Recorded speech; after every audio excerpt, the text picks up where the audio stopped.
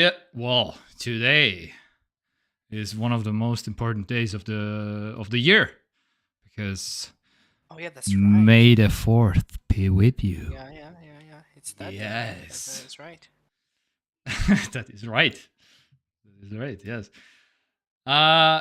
Yeah, and I have some actual Star Wars stuff also for this week.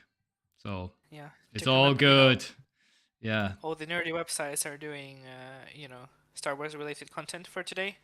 I And, mean, yeah, there's some, but I only selected the best one to show on this show because okay, yeah, well, I mean, I can show you because it was planned already that to show it.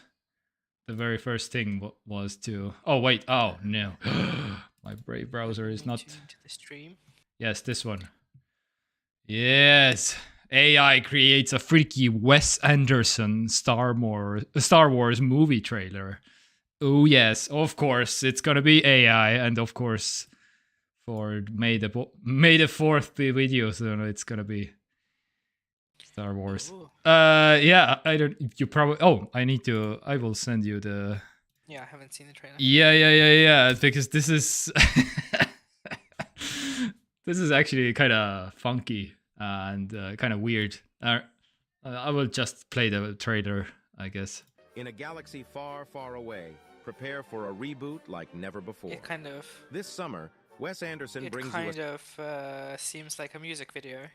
Yeah. It's. I mean, it's a quirky something. Side of the Star Wars universe you've never seen before. Absurdity of the cosmos. Galaxy, and maybe find ourselves along the way.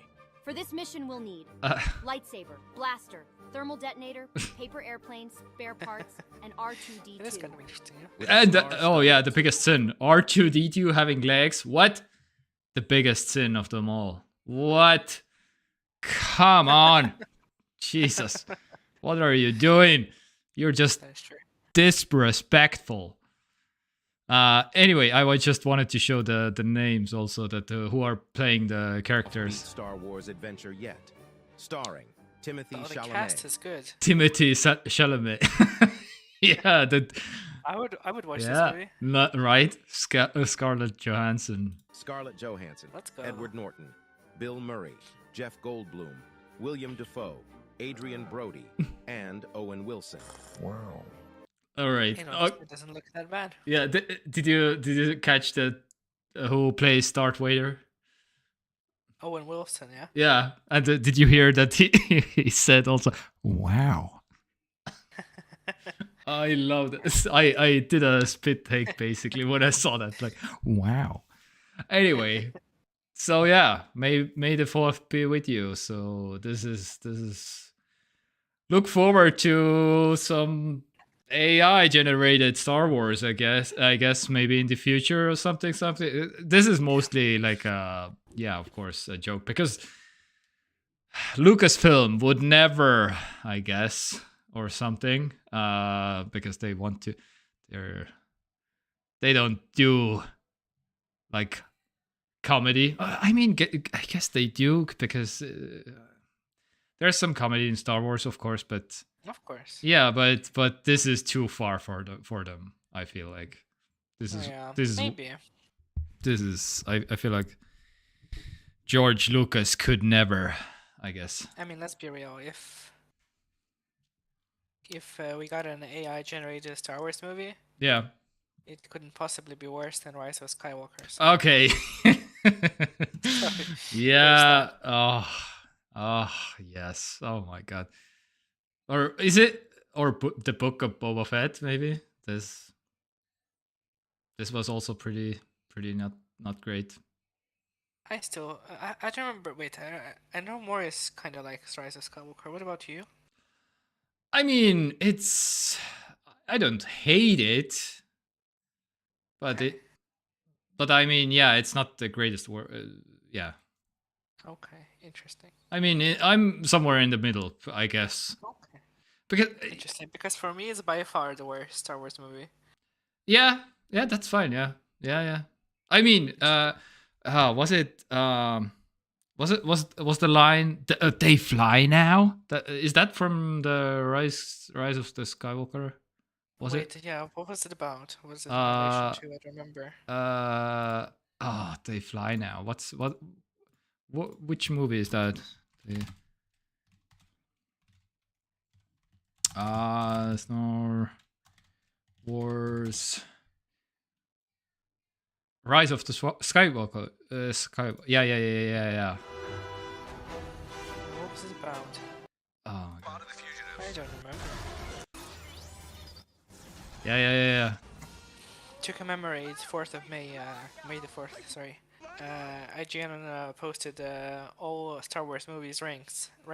That was fun to read. So they put Rise of Skywalker last, which I agree with. And to rattle the fan base's bones a bit, they put The Last Jedi as like first after the original trilogy. Yeah. So 4th. Okay. It's like delicious tears. Yeah. All right. Yeah. I mean, yeah. I love The Last Jedi, for record. I don't know. I'm one of those weird people where, because the prequels, the first 3 movies, they're like, well, they're bad, but I can still watch them and enjoy them. I'm one of those people. I don't know. No, yes, totally. I mean, even Rise of, sure, even Rise of Skywalker is like a watchable movie. You know, it's nowhere near like Halloween Kills. Yeah. Levels of terribleness. Yeah. So, you know, but oh no, I just remembered something. I better not. It's the the stream is live. But according because there was news today or yesterday that AV1 support is now out for. I can check video. Oh, can I even check? I don't know. Oh yeah. Yeah. AV1? AV1 support for OBS has been now released. I can't check because I'm streaming already right now. So, but I didn't. Yeah, there wasn't an update for OBS. Maybe 29.1, and I'm on 29.0 right now. Yeah, I won't have it probably. Anyway, doesn't matter. But anyway, tiny news for. Basically anyone who enjoys videos on the internet, pretty much, because better video quality for less bandwidth is I mean, it's a good thing. Doesn't whether you're data capped or not, the video can be smoother if you want, if you like smooth video, and the quality is all right. Yeah. Anyway. So what does one do to? For us? For us as consumers, I guess, is my first question. It's less bandwidth. So bandwidth, if and it's come to this. YouTube, you say? Sorry. It has come to YouTube. It has come to OBS for streaming, and and yeah, so basically you're getting the same picture quality with less bandwidth, and if you like to crank your picture quality 4K whatever, then even better picture quality, basically. All right. Technically. Maybe you can check it out. But yes, you have to enable it. Hello, Lotus Film. Good morning. And you have to. But yeah, we will not this because I didn't get an update for OBS. But yeah, next week probably will be updated. I'm updated to the latest OBS, and then I will select AV1 if I remember. But hopefully I will. So yeah. Anyway, yeah. we'll see if it changes anything. Probably not, because I mean, in terms of like, do you perceive like the picture quality will be technically the same, but just less bandwidth. If you, yeah. If you, I mean, that's good, I guess. Yeah, of course.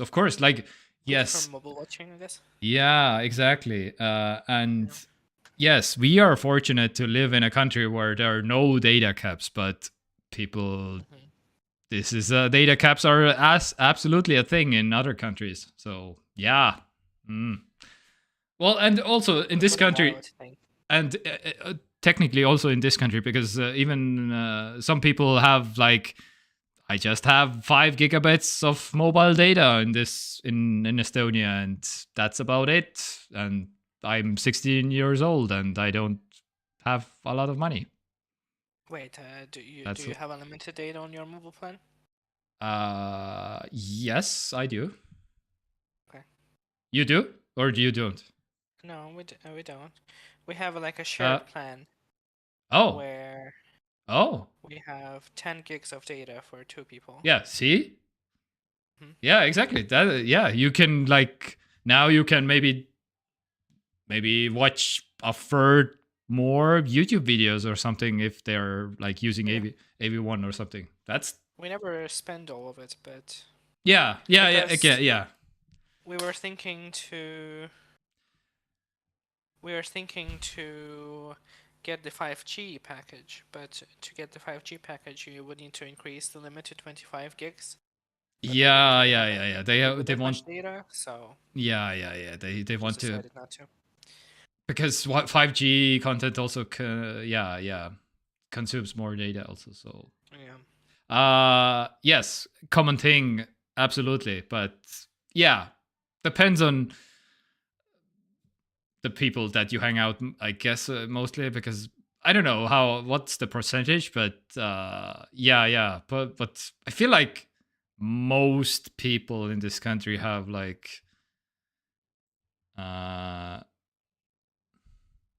well, I was thinking at home, technically, not in not the mobile data segment. It is different, but yeah.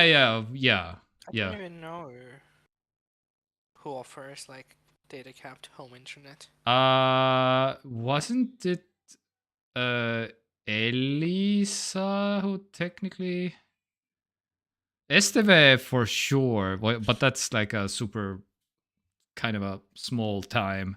But I think I was thinking maybe Elisa is data capping some content, because I somehow remember Elisa data capping. I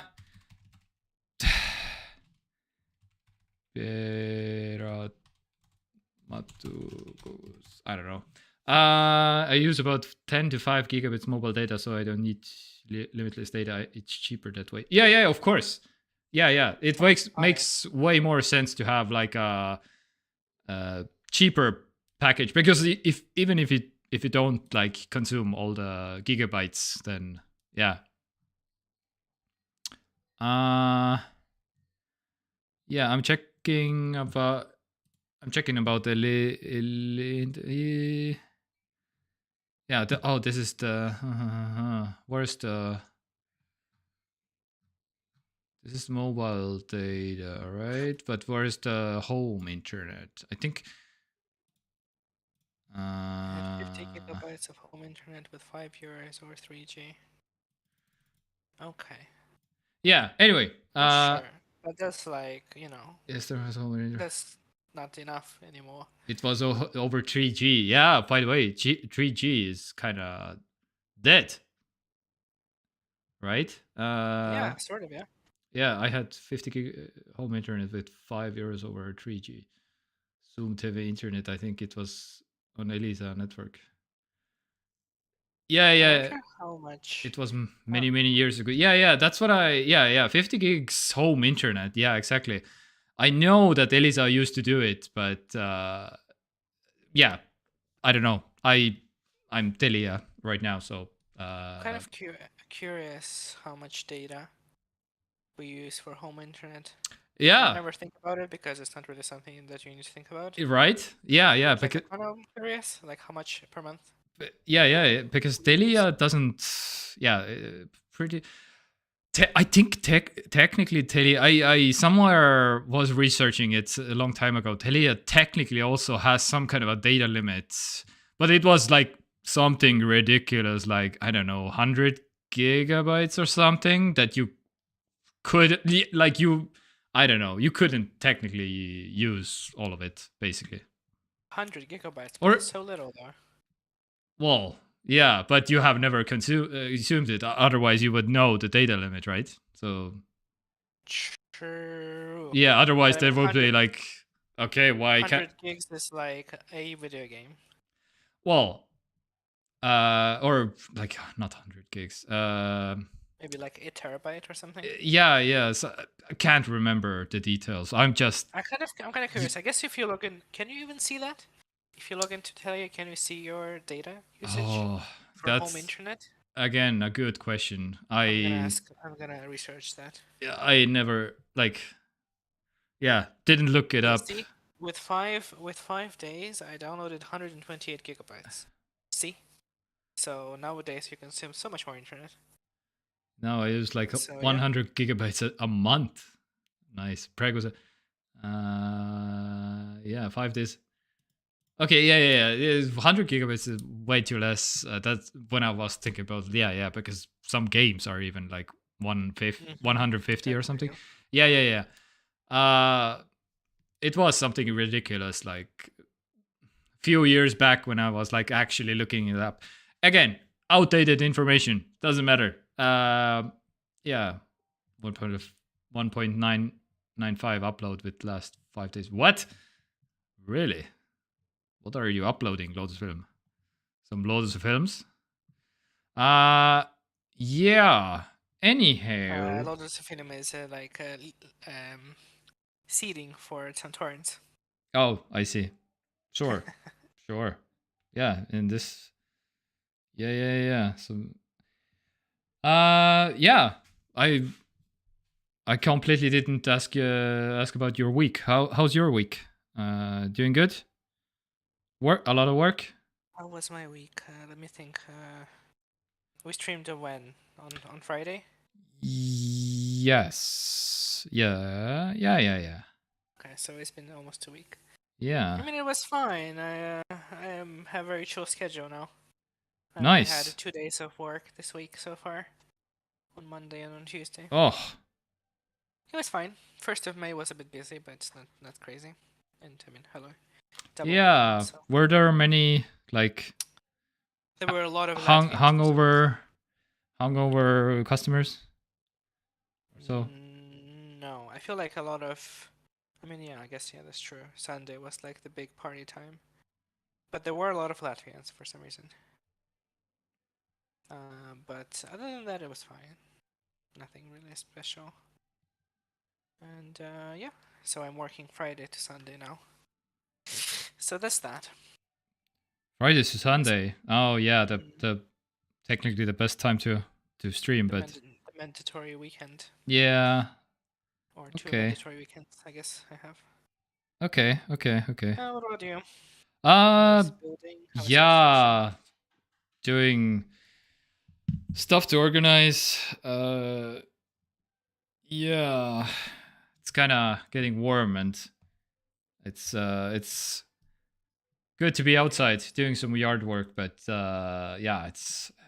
gonna take some time and money. But yeah, I mean, it's fun. I don't know what to tell you specifically. Boring building stuff, I guess. Anyway, shall we get into the tech news of the week? Because we have some good stuff. Like, okay, there's a provocative story this week that I wanted to propose, which is kind of dark. Provocative story. But it's, I mean, yeah, we will get to it soon. This is the kind of content that people want. Yes. But I mean, controversial yet brave. Yeah, and dark at the same time also. And dark. Also, all the things. Also, I discovered some kind of a heavenly lemonade this week from the store, which is grapefruit and lemongrass. Oh, that sounds delicious. Yeah, and it has only fruit sugars. Okay. Well, yeah, you know what I mean. Don't know added sugars. Yeah, only from the fruit itself, so it's Okay, none nice. of the. I don't know. Melissa discovered it in the 120 from the store. Okay, for like what, 0.3? Yeah. Okay, well that's quite expensive. And this tastes good. Yeah, but yeah, that's not as sweet as like which is nice to me because 4.5 grams of sugar. So that's like a third of Coke. Yeah, that's nice. Good. I mean, yeah, 1.2 euros is still like, but again, we live in a inflation world right now, so it's like everything that was like 50-60 cents per can is like now a euro. That is true. What happened? Yeah, How what did we happened? come to this? By the way, before Lotus film goes away, I was thinking at the store because Lotus film just has to go somewhere. Usually, maybe Well, some sweet to used. So Lotus film, if you so if you are interested in some sweet to used, this is a good one. Yeah, a good one. The cheese. I think so. This is like the good one. Yeah, this is the good one. Yeah, Dere makes the best one. I know Lotus Film likes this very much. So I wanted to say basically thank you to Lotus Film because he's a very avid Suitsuyust fan. And but don't message me. Praise Jesus. Yes, exactly. This is gonna be the new thing. Mikkel has received also some cheeses. By the way, Mikkel, welcome to the party. Yeah, so Lotus Film, you're still up for some sweet tooth, but message me privately on I don't know where, but somewhere. I don't know. Some kind of contraband. My social links are in the description of this video, so if you want some free sweet used, then and let me know your pakiautomat or something, then I can send you some. Anyway, because you have earned it. I mean, 2+ years commenting. I don't know. I felt generous at the store. The dedication. I don't know. Sue me. Okay. I thought we got sponsored or something. Oh no, what? Okay, well, I mean, I can write to Tere maybe, and then they can. That's what I learned also in my student days when we were doing like some sponsorships, technically from food companies. That do you want to sponsor this event or blah blah? It's very easy to get some kind of a box of these or something like that. Usually, PR box. Yeah. Students, and we will be in front of like hundreds.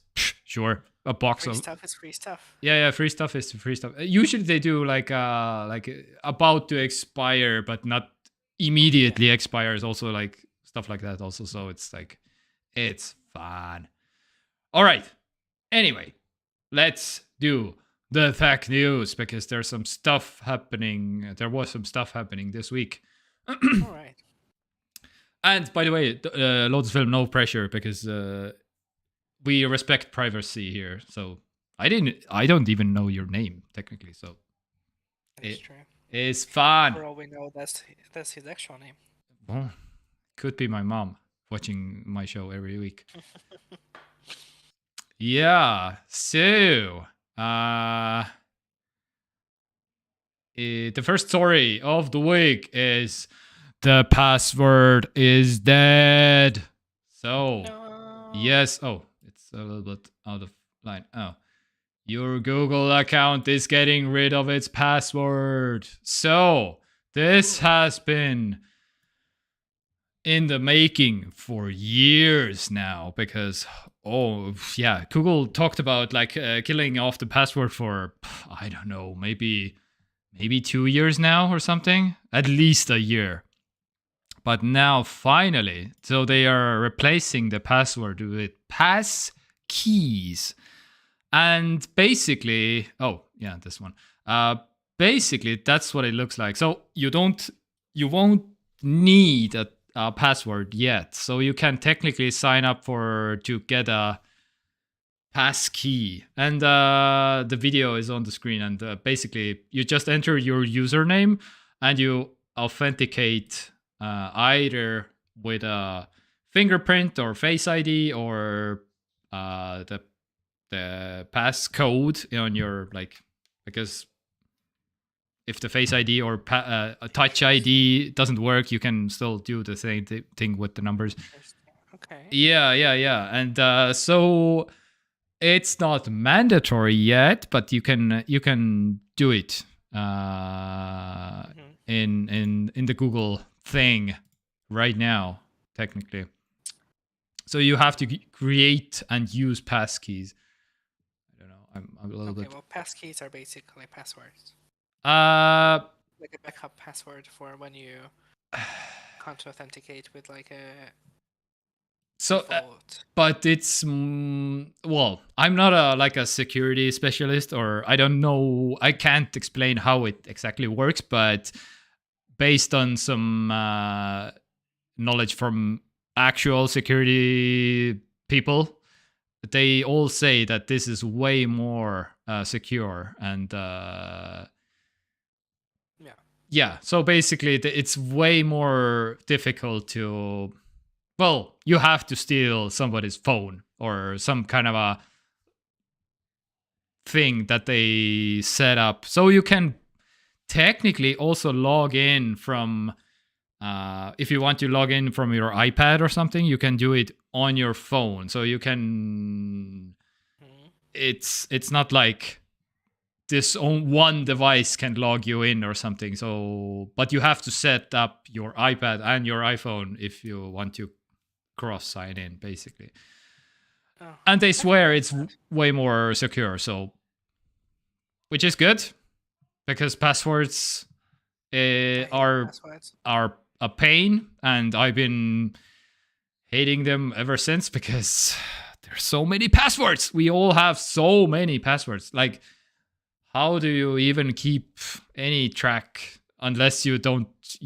You could use a password manager, but also 1Password said basically that they are moving away. What was it? Yeah, 1Password are preparing to support passkeys too. So they are all recognizing, yes, this is the way forward, and this is the way to go.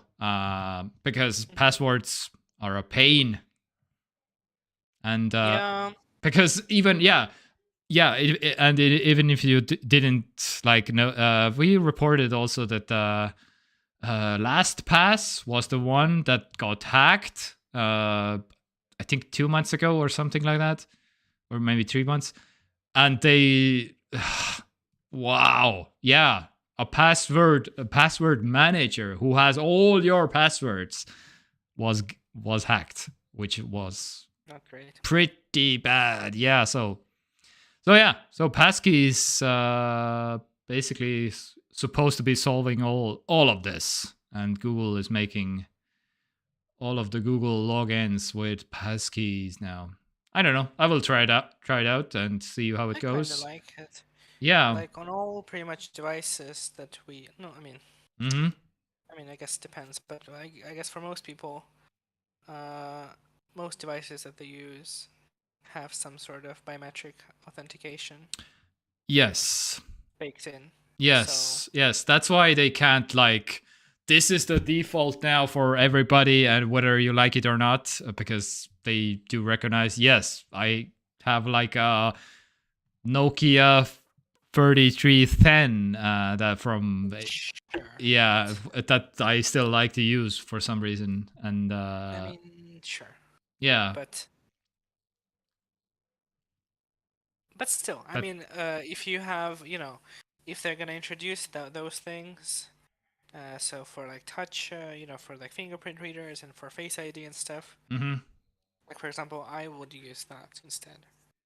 But then if you say that you have a backup, like whatever, basically password, to use in cases that you can't use your biometric authentication, then basically nothing's gonna change for people who don't have those things, They'll just use their passwords. Yeah, of course. And that's why because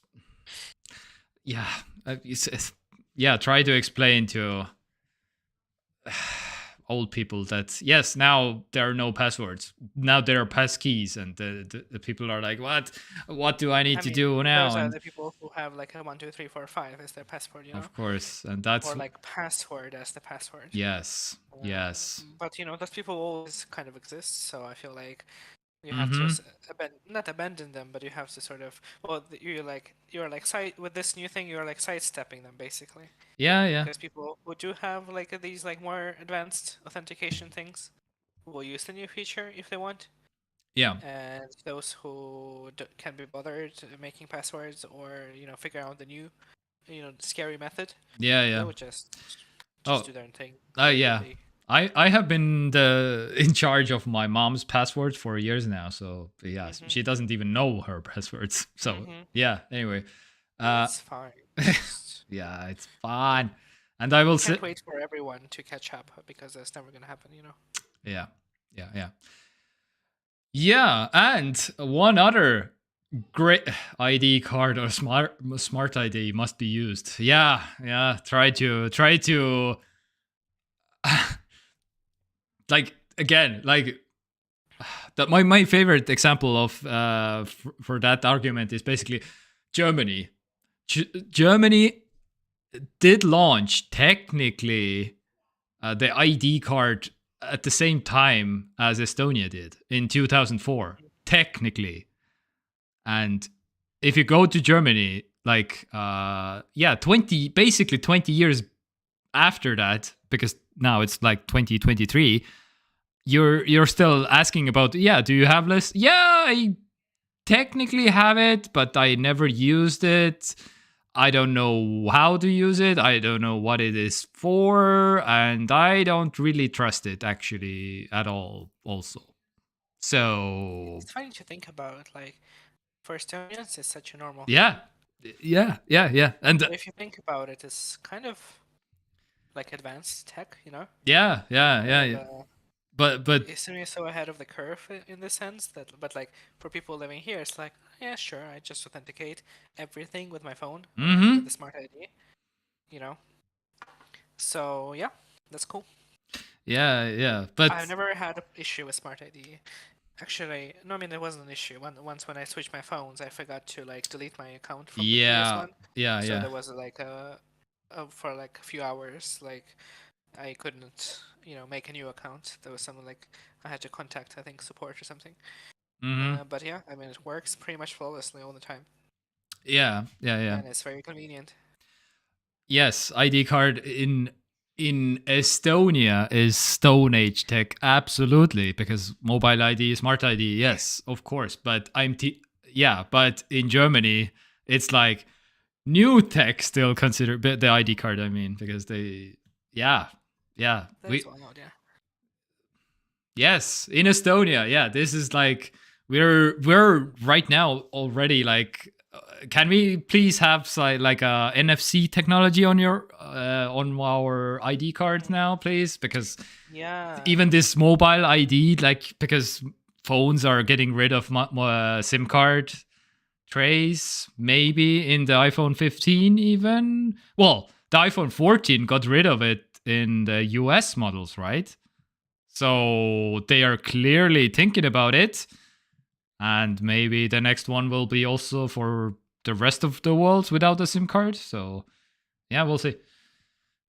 We're already building pyramids. Yeah, exactly. I mean, if you think about it, you don't really use your ID card that much anymore. Well, yeah. I mean, the only thing I use it for is for I haven't. occasional discount, because sometimes discounts are connected to your Yeah, like ID loyalty cards are loyalty like. card. Yeah, So yeah. it also seems like it would make more sense to have them somehow on your phone. Yes, of Um, course. But it's that's like, the old argument of like, why would I like as a shop owner? Why would I ever like give up something personal and physical between your wallet that is very good marketing right next to your condoms in your wallet or something like where you keep your precious things and something.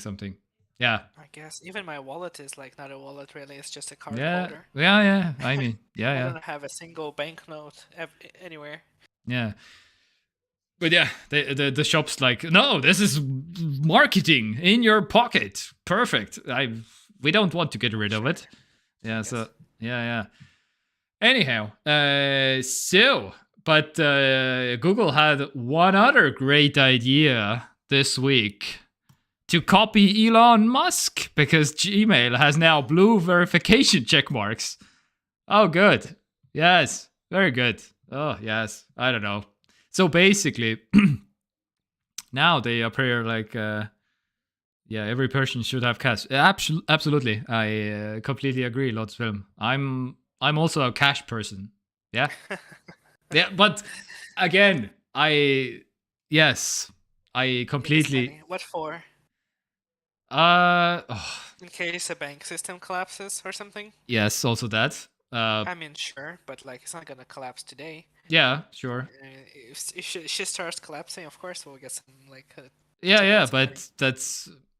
Oh, I'm buying constantly stuff with. Well, I'm a bit of an exception. Yes, absolutely, because I do marketplace, Facebook Marketplace all the time. Every week I buy something off of for the house and for my family. Okay. And stuff. And blueberries and strawberries from the local local people who pick and stuff. Sure. Yeah. And all kinds of stuff, really. Something, some yard work. Well, if I need to pay some people that are, yeah. Card payments can be failed. Yeah, absolutely. So anyway, good Gmail, blue verification. I mean, sure, there is a 0.01% chance that your card payment will not go through, but yeah. I mean, there's 0.1% chance that this day the internet is down on all the card terminals for the grocery store that you want to buy groceries from also. So okay, but like by the same logic, there is a chance that you're gonna get mugged and people will yeah, steal your cash. absolutely, yeah. But like if you don't have any cash, then you can just block your card and be okay with it. So like yeah. For like fringe cases like this, I know. Actually, I lied. I do pay with cash for hair salon because for some inexplicable reason, hair salons don't accept card payments most of the time. Mine also, yeah. I don't understand. Yeah, because they don't want to, because there's the cost, because the card payment terminal costs every month. I can't. No, sure, but like I can't remember because the transactions are quite low usually. Well, depends on but they don't want to pay from some kind of a percent. Oh, there's a fixed fee for every month, and there's a percentage that goes on from 2% from Tech Banks. Yeah, FIAs also, füüsilisest isikust ettevõtja. Yeah. But yeah, again, my hair salon, my 50-year-old biker with the tattoos takes also cash. Yes, I get my haircuts from a 50-year-old biker with tattoos. That's where I cut my hair. Anyway, doesn't matter. Okay. You pay in cash, yeah? Yeah. But yeah, I mean, I understand it, but at the yes, same time, I don't understand it because I mean, yeah, banks it's take like you. banks take money because of No, the I understand. Yes, yeah because you are paying for a service, which yeah. is to allow your clients to not stress about cash and And pay on card. absolutely, you will lose some clients if you don't have the bank terminal. That's gonna be a thing. That has been always Well, a that's the thing. thing. I have never seen a hair salon that accepts card payments. Maybe Salon Plus in Tartu accepts it. I've never been there. Oh, probably sure. I'm pretty sure all the big ones. Yeah. Like a Salon Plus is a chain. Anyway, so how do you manage cards payment system there? Olders and work and so on. I don't know. Where? Here? In my house? How do I manage my card payment systems? I don't sell anything on the spot here in my house yet. Maybe soon. I don't know. Get your crypto here. I'm selling my crypto. Blah, blah. Anyway. So Gmail, blue verification check marks. So yeah, if you get and so basically companies now can apply for a blue check mark from Google, and Google has implemented for its own services already the blue check mark. And yeah, so you can be sure that this suspicious company is sending me some kind of a suspicious offer, but they have a blue check mark, I guess, then it's fine. Then it's not a suspicious email anymore. Which is good. Don't know if the companies or if Google is charging money for it yet, because they haven't said anything about it. But I hope not, because that would be another Elon-esque idea that... oh man, Elon... yeah, anyway. Twitter is doing pretty bad right now, actually, if you haven't been keeping up, because Elon is just absolutely destroying Twitter right now. But Twitter is not the news this week, actually. But yeah. So so if you see a blue checkmark in your email in the upcoming weeks, months, years, then yeah, you know what this is. And that's about it. As many person via PayPal, at least at YouTube Firewood channels. Many people. Yeah, PayPal is the way to go. Yeah, if in US it's like PayPal or I don't know. Venmo is from person to person usually, but PayPal is basically, if you have a business, then you need to have PayPal. That's about it. Pretty much. I suppose, yeah. I use mail.ee, so I don't see any blue dots. Wow, nice. The OG mail.ee. Oh yeah, that has been a minute for me. I haven't been to mail.ee in a very long time. Yeah, so let's move on to some European-based news, because ChatGPT is now available in Italy again. Yeah. Yes, all the Italians who paid for the VPN services for a year or how many months or years, they are trying to get their money back. I don't need it anymore. All right, cancel my VPN service, please. Yes. Yeah, I've heard of Italy's to comply with an order to issue suspending the chatbot activities in Italy. Yeah. So they apparently are maybe not processing all the... So they reach some kind of a deal, I guess, but they don't necessarily say what the deal is, because because then all the other countries are basically like, yes, we want this, please. And OpenAI is like, this is going to be a lot of work for every single country. Then I guess they're not like trying to quietly sweep this under the rug or something, that they don't need to do all the countries all at once or something. Okay. But eventually they have to anyway, because definitely. Yeah, but they are like, and with some companies they are already like, yeah. So it can be done apparently, that to have privacy and to have open ChatGPT apparently. Of course it can. But yeah, they Companies don't want that. Yeah. Companies want data. Harvest the data. With some Chianti and some fava beans. That was owned by Telekax at all times. Nice. So some AI news. Check. Okay, don't worry. I didn't know check it either, and I will in a minute show what a check is. But shares drop more than 40% after company says ChatGPT is killing its business.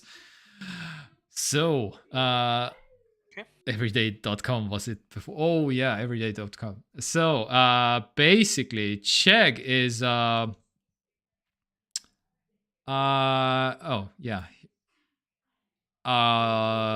homework help and textbook renting service, technically.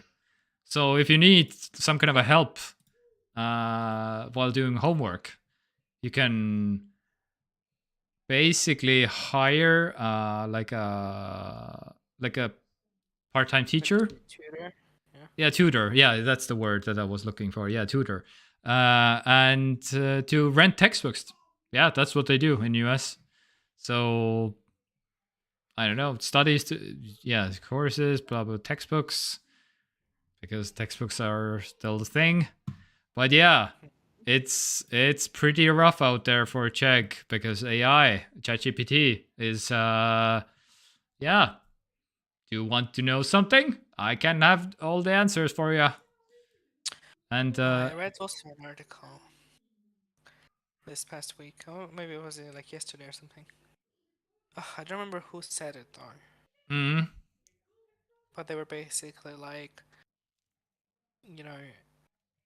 AI can also revolutionize like education. Yep. Because every person then could hypothetically have access to like high quality, personalized tutoring. Yes, exactly. Basically. And that's the more exciting part, and also kind of dangerous part. But then what's the point of teachers then, yeah? Like human teachers. Yeah, that's one thing. But the other thing is also, if it's like very personalized, or if the personalization goes way further than, for example, then you have like this segmented education kind of like, because you have like people with because in schools you're taught like, in general, this is the consensus that we mostly agree on, blah blah blah, and but a person comes out of the school with ChatGPT 12 years later, and he has been like has been taught way other things, and I don't think that was about that necessarily. I don't think that it was like, we can replace schools with it. Because it's more in the context of like, I really want to like learn Italian or something. And I don't really have the money to go on like fancy courses, but like I could just find some kind of like specialized AI for like tutoring Italian language. Yeah. Do that. Yeah, this is for specific subjects also, but in the future it's gonna be like, this we have this teach GPT or this school GPT or whatever also in a few years, and then it's like, okay, that's kind of scary because yeah, that's what I was mostly talking about. But yeah, this is years away. This is years away. I mean, I don't know. Maybe even decades. But yeah, I don't think that would be possible because educational system is goes so far beyond, individual like curriculums and stuff. You know what I'm saying? So like, yeah, yeah. Because that's the whole whole point of educational system is to sort of like, more or less kind of what's the word? Like homogeneous.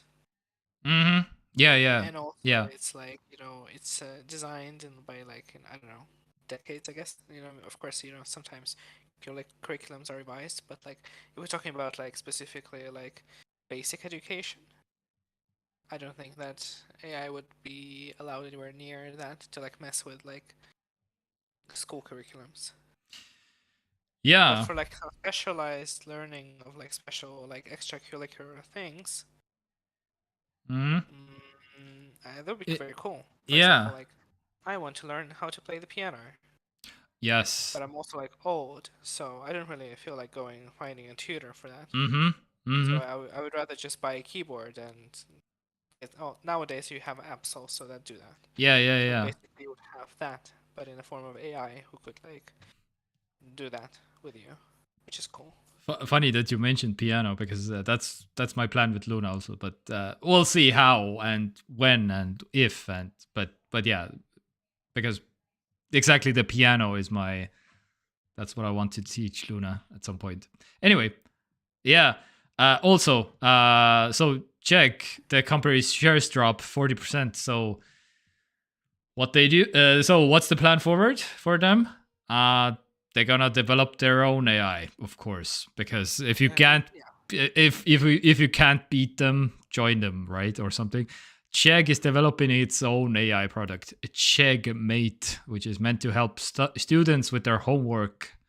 Their product is built in collaboration with OpenAI and ChatGPT.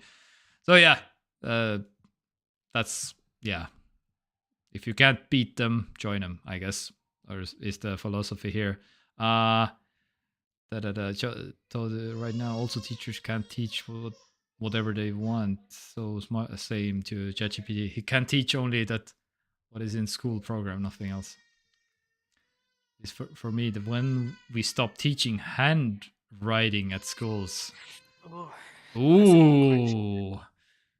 I mean, handwriting is largely. That's a thing. That's a thing I haven't considered at all because handwriting. But it is kind of pointless. I use so rarely that sometimes when I need to write something, then it's like, oh yeah, I haven't done this in like way too long or something. Like oh yeah, this is how a pen functions. Yeah, that's I remember. I don't know. I don't have any examples, but sometimes it feels like it has been like, oh yeah, it has been like 2 years or something. Sometimes I don't know. I haven't been keeping track how often I write, but like with a hand. But yeah. Again, all my notes are in my iPhone, and man, it is very rare if I have to write something actually down on a paper. We waste so many hours at school and people still can't type with a keyboard. Yeah. I mean, way more people are typing now with their phone than with a keyboard. So, yeah, that's the thing. But they can write, though they don't use it. Yeah. Well, yeah. Especially now with homeschooling and yeah, the when is the digital textbook coming? I don't know. We'll see. At work you need a keyboard. Yeah, of course. So, let's move on to some other AI news. The godfather of AI. So, yeah, I don't know. He's been okay. The title is the godfather of AI quits Google with regrets and fears about his life work. So yeah, Geoffrey Hinton, who won the Nobel Prize of Computing for his trailblazing work of neural networks. So basically, he has been under fire on Twitter, like basically because I left Google so that I could criticize Google. Actually, implies. Oh my god, I can't speak today. So he actually I left so I could talk about the dangers of AI without considering how it impacts Google. Google has acted very irresponsibly. So he's basically like, yes. Well, if he would be at Google and criticizing like AI and like, oh, really? You're criticizing your own company? That's not very nice. And is getting maybe fired or something. But yeah. It's very, very interesting how companies work though, isn't it? I mean, yeah. Like who wouldn't criticize your company other than people who actually work at your company? You know, it's the whole point. You know, people who work there have a better grasp on what's happening. Yeah, of course. But as soon as they say something, the stock market, the Google stocks, they fell. Yeah. But that is such a, I mean, capitalism, I guess. Something capitalism bad. But like, that is such a destructive way to operate, where you operate under a false sense of self-righteousness and correctness. And only when something catastrophic happens, you may or may not face some consequences, but probably not, you know? I mean... But that's like so weird, but isn't it? That's all the big companies ever, basically. Yeah, that's what I'm saying. Yeah. It's like weird. Yeah, it's like on a very basic level of organization, like when the early capitalism was happening.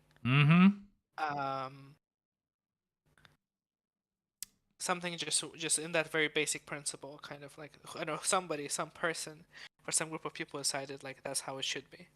But like, it's so weird because criticizing your work is like essential for improving. I completely agree. Yeah. And but like more emphasis and more stock is put on like outraged people on Twitter making us think of something, and oh no, our stock is gonna tank because whatever the fuck. Yeah. And then on like your own employees' inputs of actual people who actually are working there and know actually, at least partially, like what's happening. It's so weird. Yeah. Backwards. I mean, yeah, because I don't know. Yeah. I feel like Apple is one of the biggest companies ever, basically, right? Because, but also they are, I don't know, the biggest tech YouTubers. Like yes, Marquez, they are in a good list, but Linus, who is basically the second, well, I mean maybe the third biggest tech YouTuber, they don't get any special treatment from Apple. But even like 10 YouTube channels with 10 times lower subscriber counts and like 10 times smaller YouTube channels are getting the treatment, because and Linus is basically just a little bit more critical of Apple, even though he recommends to buy some iPhones if you want a no-brainer phone, for if you don't want to think about anything, like if you don't want to be the tech guy or whatever, you just want a phone that works for, I don't know, 6 years, then he's always recommending iPhones. But he's also critical of iPhones because they do. Yeah, well, that's exactly what I'm saying. Well, I mean, I guess it's different because he has nothing to do with Apple. But like, yeah, I mean, by criticizing, I don't mean like being like, lol, like our product sucks, it's terrible. I mean like, like genuinely, like actually critically engaging with like the trajectory that the company is taking, right? Yeah. But that's basically that's what the executives decided, that this is going to be the way forward, and Yeah, you can't but executives really. are there to make money, right? Basically, for the Mhm. company.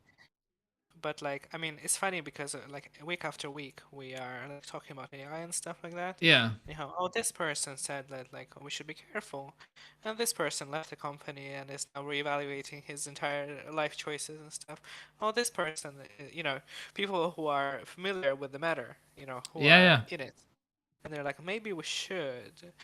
It's on the topic of like, are we gonna be able to like, get ahead of the problem before it happens, right? Yeah. We talked about it before, like, Yeah. or maybe maybe this time we'll be able to like preventively sort of regulate AI so that it wouldn't go out of hand. But like Mhm. we're observing it right now, live, like as we live.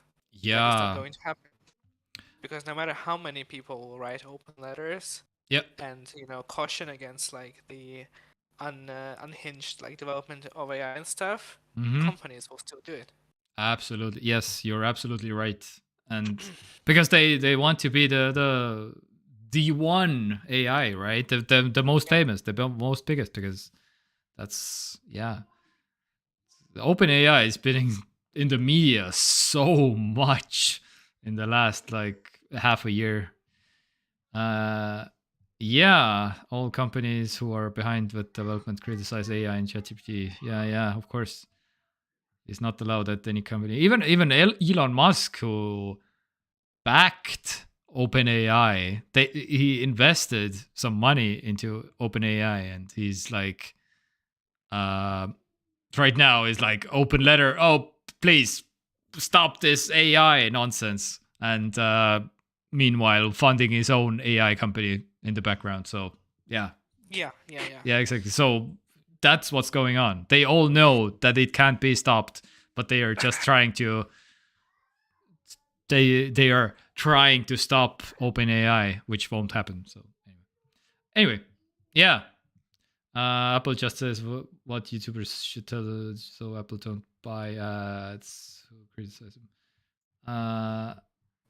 Apple doesn't say what the YouTubers should say. Apple just sends YouTubers, well, like a partnership stuff, like some iPhones or some MacBooks that they have been in the good list of Apple for years. That's how they determined ultimately, like, they're not. All these people are just free marketing, basically. Yeah, and Even if they say something adjacent to negative about their products. So. Yeah, So, yeah, I mean, yeah. It's the same with like any other industry, like where you have media outlets who review video games. Free marketing, basically. I just got a 4 second of live stream ads. They don't want to people see that YouTuber is telling what they want. Telling what they want. Okay, yeah. Anyway, I don't know if Apple particularly cares about that stuff. I don't think a lot of Apple customers are swayed by content creators. I feel like it's so entrenched in like the consciousness of people who buy their products that like it's fine. Like I mean, I follow. I mean, I also occasionally watch some like reviews or whatever the fuck, Yeah. But it's more habitual thing than like actual search for actual whatever recommendations and stuff. Yeah, but because I already established that like, well, particularly when it comes to like smartphones, like there is not a single smartphone on the market that looks appealing to me enough to like buy one over an iPhone. Yeah, that's just how it is. That's just how it is at this moment in time, Yeah, same here, pretty much, because I'm more in. Yeah, the operating system is the biggest reason for me. But yeah, yeah, you and me, we are in the same camp, but there are absolutely some other people out there who are like, no, I just bought this phone because MKBHD said it's good, and that's what I bought it. And I mean, I just follow tech stuff because, well, first of all, because it's kind of like my hobby. Yeah. But it's more of an academic like interest, Yeah, as opposed to like looking for recommendations. I mean, when I am on the market for something, I will of course engage with like the internet to see like what's good stuff and what isn't good stuff. You know? Yeah. But then again, it's like, you can very rarely get like the best stuff, because it's like a wild west when it comes to like consumer electronics. I mean, so you just kind of have to. And also, that would be a way more boring world where it's like one thing is the best, and we don't really need to have all these other things. So we just have this one pair of jeans, like we used to in the Soviet times. That's one of my favorite. Oh, Lotus Film. Yeah. Bye. And don't forget, if you want to have this, message me directly, but no pressure. No, I just wanted to show some gratitude, some sweet used. Anyway, it was fun hanging out. Lotus Film, thank you. So, yeah, the jeans. I don't know if you have you heard the because in the Soviet times, in the 80s, there was one pair of jeans, and that's it, that everybody wore, and it was stiff. When you bought it, it was completely stiff, and it was basically it had just different size variation, because that's what you needed to. But it's all was the same jeans. Everybody had them if you wanted jeans, and the way it functioned, that because the more you use it, the more it formed to your body, basically, and that. Then it was finally comfortable after months and months and months. But now it's like high-tech stuff. Yeah, and everybody was not complaining about the jeans because it wasn't like worn in enough or something. If they all like, you just have to wear it for months and months, and then it's fine. Anyway, yeah. Also, continuing with the AI is tearing Wikipedia apart. Okay, this is a very sensationalist headline, but yeah, this is volunteers who maintain the digital encyclopedia are divided on how to deal with the rise of AI generated content and misinformation. Yeah, so yeah. There isn't like a big story here, but just to draw some attention to, Wikipedia, which is one of the most important like sources, which is not like the most accurate source by any means, because people can edit it, but still, Wikipedia, because it's already run by volunteers, and if ChatGPT is just gonna replace for some people all the knowledge that they could possibly like gather or want from the internet in a chat window, and they don't even look up something. And again, AI is getting stuff constantly wrong, as we have discussed many times.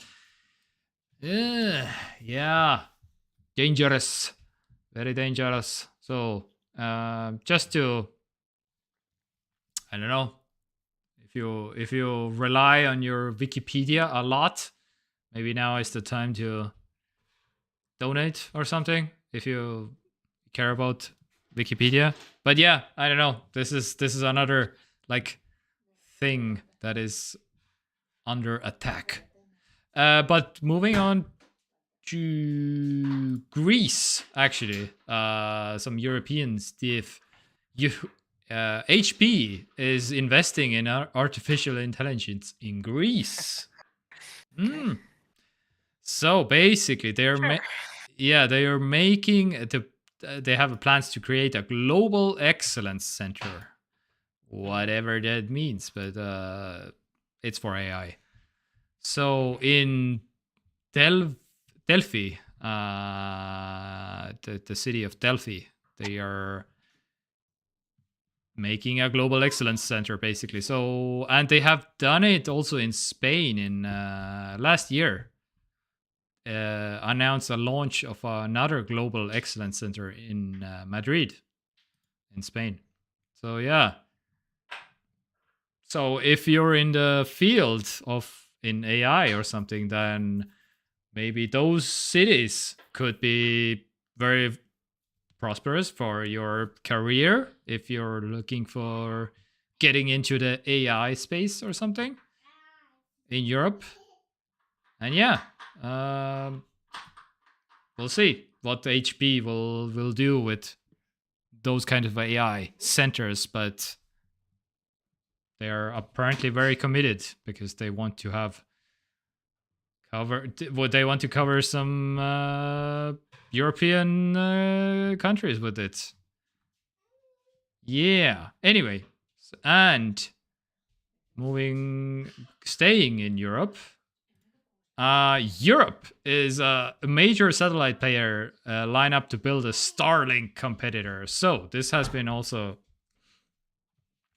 a thing that Europeans lack. Their own Elon Musk. I mean, this guy is not necessarily as handsome as Elon, I guess, or something, but will do fine. He will do just fine. He's at least he has some glasses. Looks way smarter than Elon anyway. So, but yeah. He's describing Elon as handsome. Not on this show. I mean, he's younger than him, so that's what I was going for. But yeah. Anyway, I swear I'm not a Elon simp. But anyway, Europe is going to be having their own Starlink yes, it's going to be taking some years because it's not like easy or something, but the target date is 2027 for Europe to have its own Starlink satellites. So the Ariane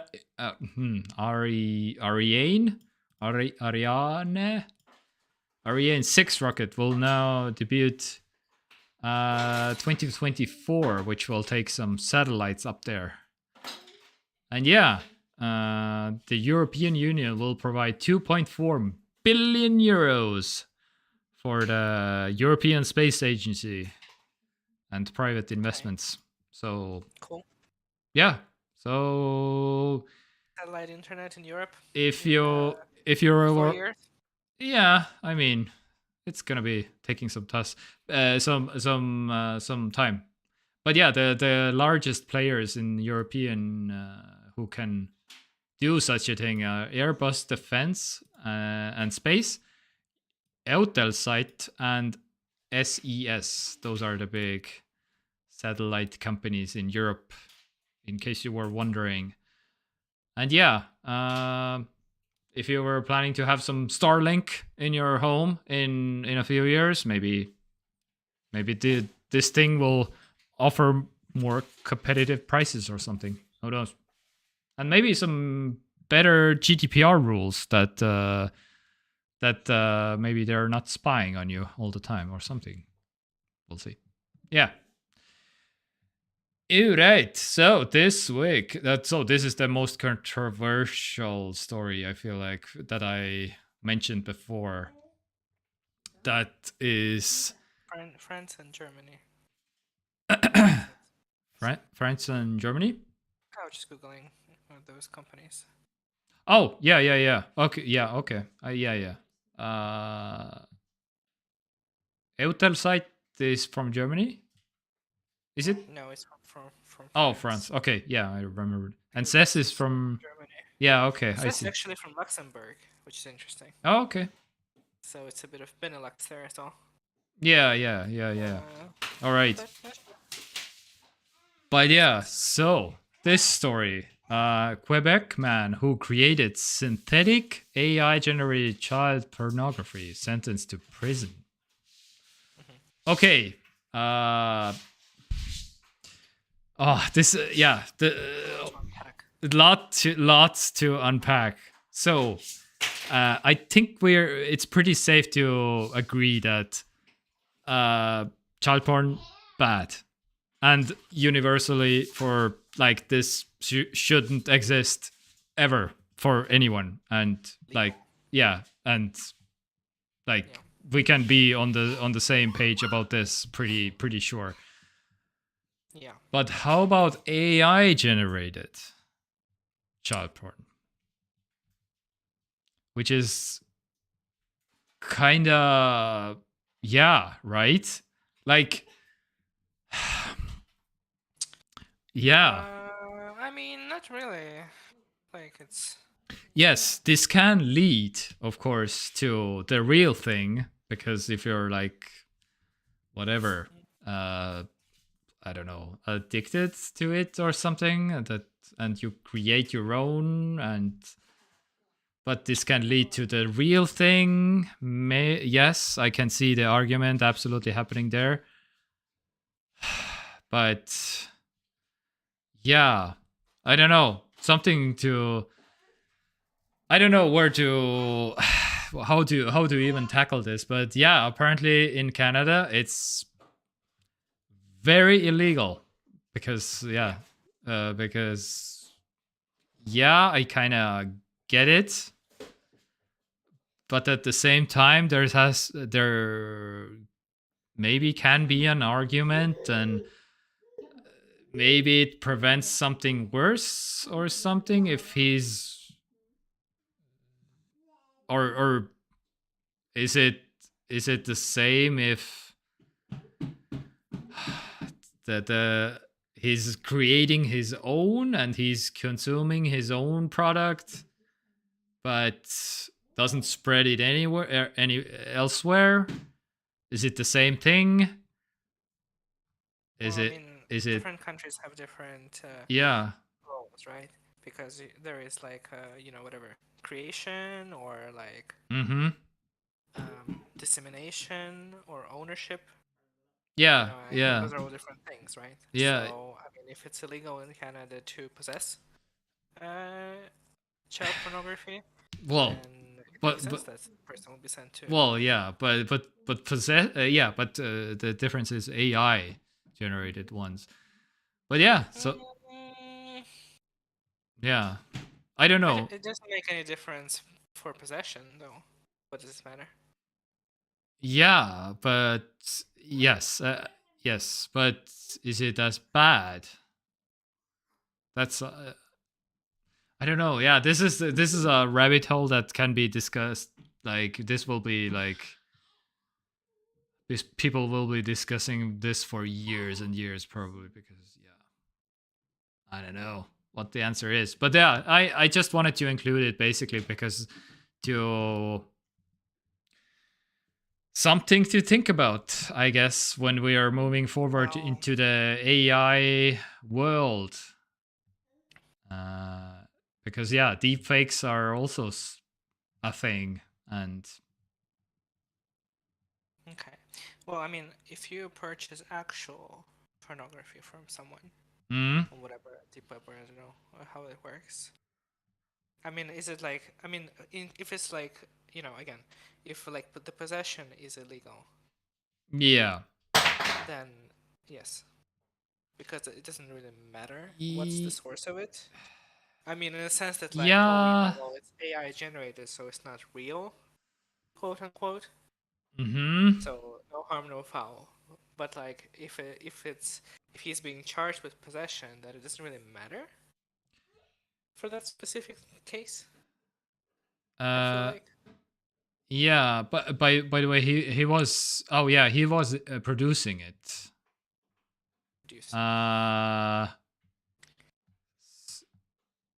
At least it is so different, which is body impression, has a processing.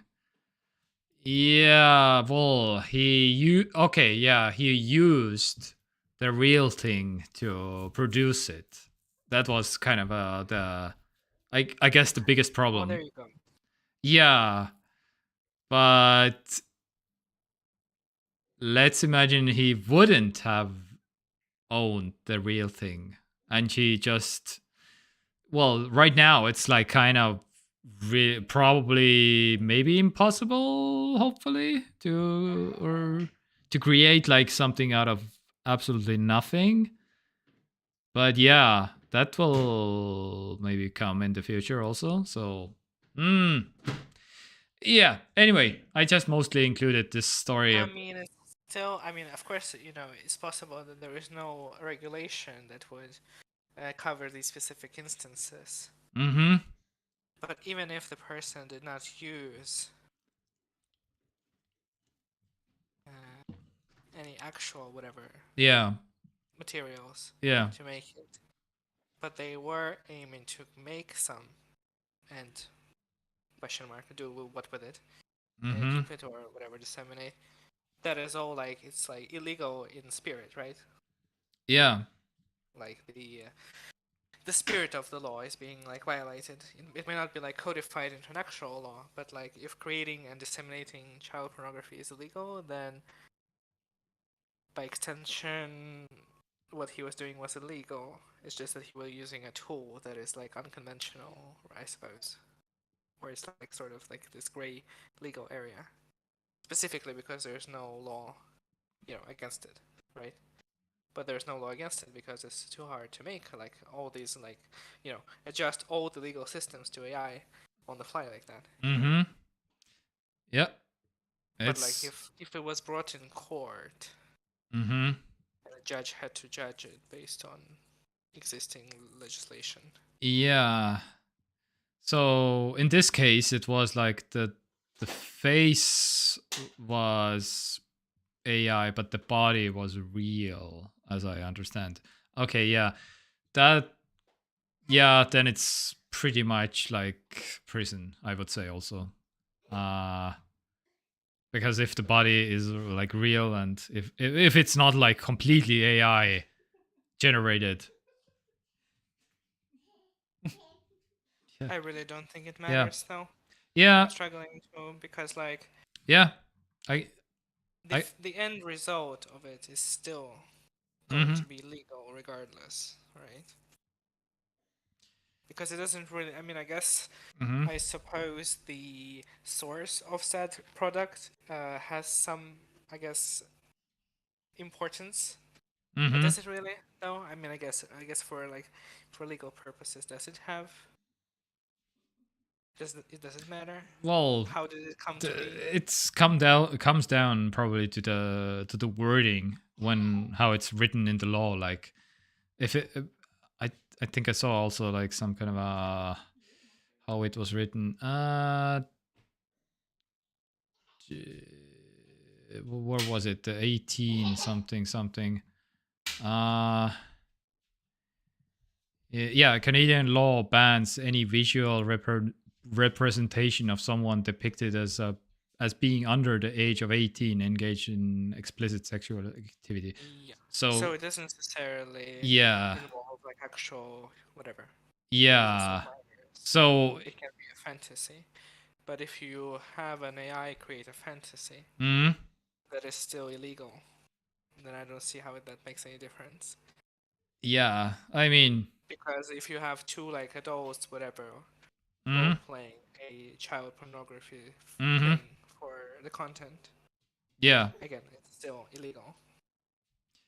Yeah, right? I mean, it comes down to law. Yeah, different countries will have different laws and how it's written, and yeah, I don't know. But yeah, I just wanted to include basically because. So what was the sentence for him? 3 years. Okay. 3 years in prison for using artificial intelligence to produce synthetic videos. Yeah. Okay. Yeah. Yeah. Anyway, let's move on. So something to think about, I guess. So, let's move on something to some more cheerful. Finally, well, cheerful, kinda. Final Fantasy 16 has been banned in Saudi Arabia. Why? Because they didn't say officially, but there was where was it? It's not clear exactly which content in the game caused it to be banned, but in February, on the same day as a preview embargo for the game was lifted, 3 writers for Saudi website True Gaming posted vague tweets implying an upcoming game had LGBTQ plus content. The drama. So yeah. Yeah, sure. Isn't it funny? Isn't it funny like how weird humans are? Or like we are on the verge of total extinction in our AI overlords. AI I mean, it's not gonna happen tomorrow, but like in the historical dimension, if we take that, like we're basically there, you know. Yeah. Like seeing where we are going today, I have no reasons to believe otherwise. Yeah. Somehow we're not gonna go extinct in the next like century or something. Yeah, and people are still worrying about this thing. Yeah, it is so funny to me. Like, okay, sure, ban the game. Yeah, I mean, is Final Fantasy 16? Have you played any of the Final Fantasy games? Of course. Like Okay. It's one of the premier RPG series. Okay, have you been looking forward to it? The 16? For this specific one, yes. Okay. It's coming out next month. Yeah, okay. And it's looking very good. I had absolutely no clue about any LGBT whatever presentation though. Oh, yeah. Because I usually don't, just by default, don't really expect anything like that from Japanese developed games because yeah, they don't normally do it, and if they do, it's very weird and uncomfortable. Like when they try to do representation for queer people. So I usually just kind of don't expect anything from them. Yeah. But I mean, sure. I mean, I don't know how likely it is. Can't think of. I mean, Final Fantasy 14 is like an MMORPG. And I know that in that game you can, basically get married with other characters in game. Okay. It's called some kind of ceremony of internal whatever bonding or something like that. And basically marriage. Okay. Just a fantasy version of it. Yeah. You can't marry anyone. Don't you mean Final Fantasy version? Yeah, Final Fantasy version. There you go. Yes. And you can't marry any character of any race or any gender. It's just sort of like a thing that you can do. That's about it. That's about all I know about representation in Final Fantasy games. All right. I mean, sure. Yeah, I mean, it takes so little for something to be banned in Saudi Arabia. That I'm not surprised at all. Yeah. I mean, even if it's not like an openly queer character and just some sort of like or maybe, yeah, and or maybe this was the strategy all along because now it's like, ooh, I want to play this banned game that is so banned, or maybe, and because that's what drives so much marketing these days. Like, oh, how so? It's just very weird. I remember when the mini-series, the TV series Chernobyl came out a few years back, and Russia was like, nope, it's gonna be banned in the whole country and blah, blah, blah. And everyone's like, oh my god, what? I need to see this. What are they hiding? Yeah, it's just that, like, the justification for the ban is so funny that, like, it's not even worth the hassle, because there were cases when games were banned. Australia, I know, likes banning games, specifically when it has some gratuitous violence or something like that. Really? So yeah. There was a game. Was it called Manhunt? I may be wrong. Okay. But there was some game that was banned. But basically, in the game, you could like torture people and like enact all. And it's not just like punching people and stuff. But you can actually like, like a Saw-esque things basically. Okay. Waterboard people and stuff like that. Oh, okay. And yeah, I guess I sort of understand. Although I mean, fantasy violence is kind of whatever. I mean, how I look at the real world. Look Yeah. at the violence in the real world, so it's kind of like. But yeah, banning a game over this is like, sure. Sure. It's funny because Saudi Arabia is also going massively into the gaming market, investing into companies and studios and stuff. I think they own now like 8% of Nintendo or something. Really? Yeah, like What? the public. Oh whatever, yeah. Oh yeah, it was even in this article earlier this year. The country became Nintendo's biggest outside investor after 8.26. Really? Oh yeah. Okay. Yeah. Yeah. Well, they have the oil money, right? So. Yeah, definitely. I think they're trying to sort of pivot for when the oil runs dry eventually, which will happen. Yeah. To like figure out what to do next. Or even if before the oil runs dry, all the countries are banning like it's shifting to renewables, right? So it's like, true. Yeah. So I think it's not like completely unthinkable. It's just that like Yeah, that's a shift from oil to video games or something. I don't know. Yeah, but I don't know. Maybe. But yeah, let's move on to some other stuff that was also happening this week. Apple and Google are working together to limit AirTag stalking, because this is a thing also that people now have to watch out for, because yeah. So for those of you who are not aware, if people have been stalked with AirTags, which are these little thingies. Do I have some here? Oh, I don't. Yeah, and they beep.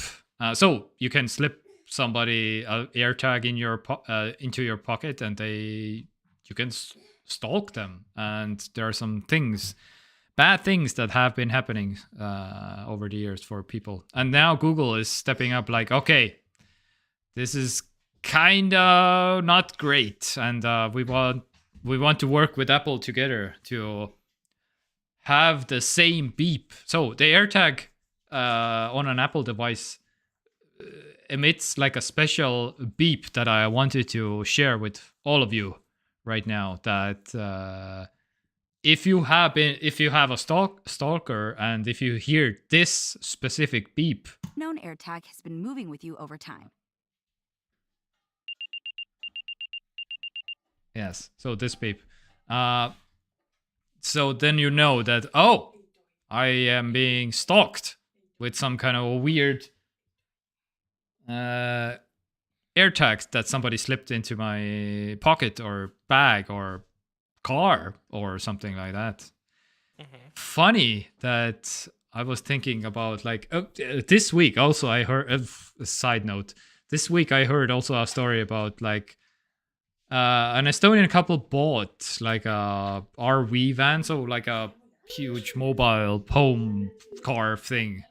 They went to Germany for a vacation basically, but they stopped in Poland, and they just slept a night in a Polish hotel somewhere with cameras. It wasn't even a shady place, and with cameras, and they, in Poland somewhere, got most likely a tracker onto the car. They went to next day, they went to a water park in Berlin, and the car was stolen with all of their stuff completely gone. Everything. They couldn't even like get back home, because the car that they invested just was gone, and all the families had to rescue them from Berlin. Yeah, pretty rough.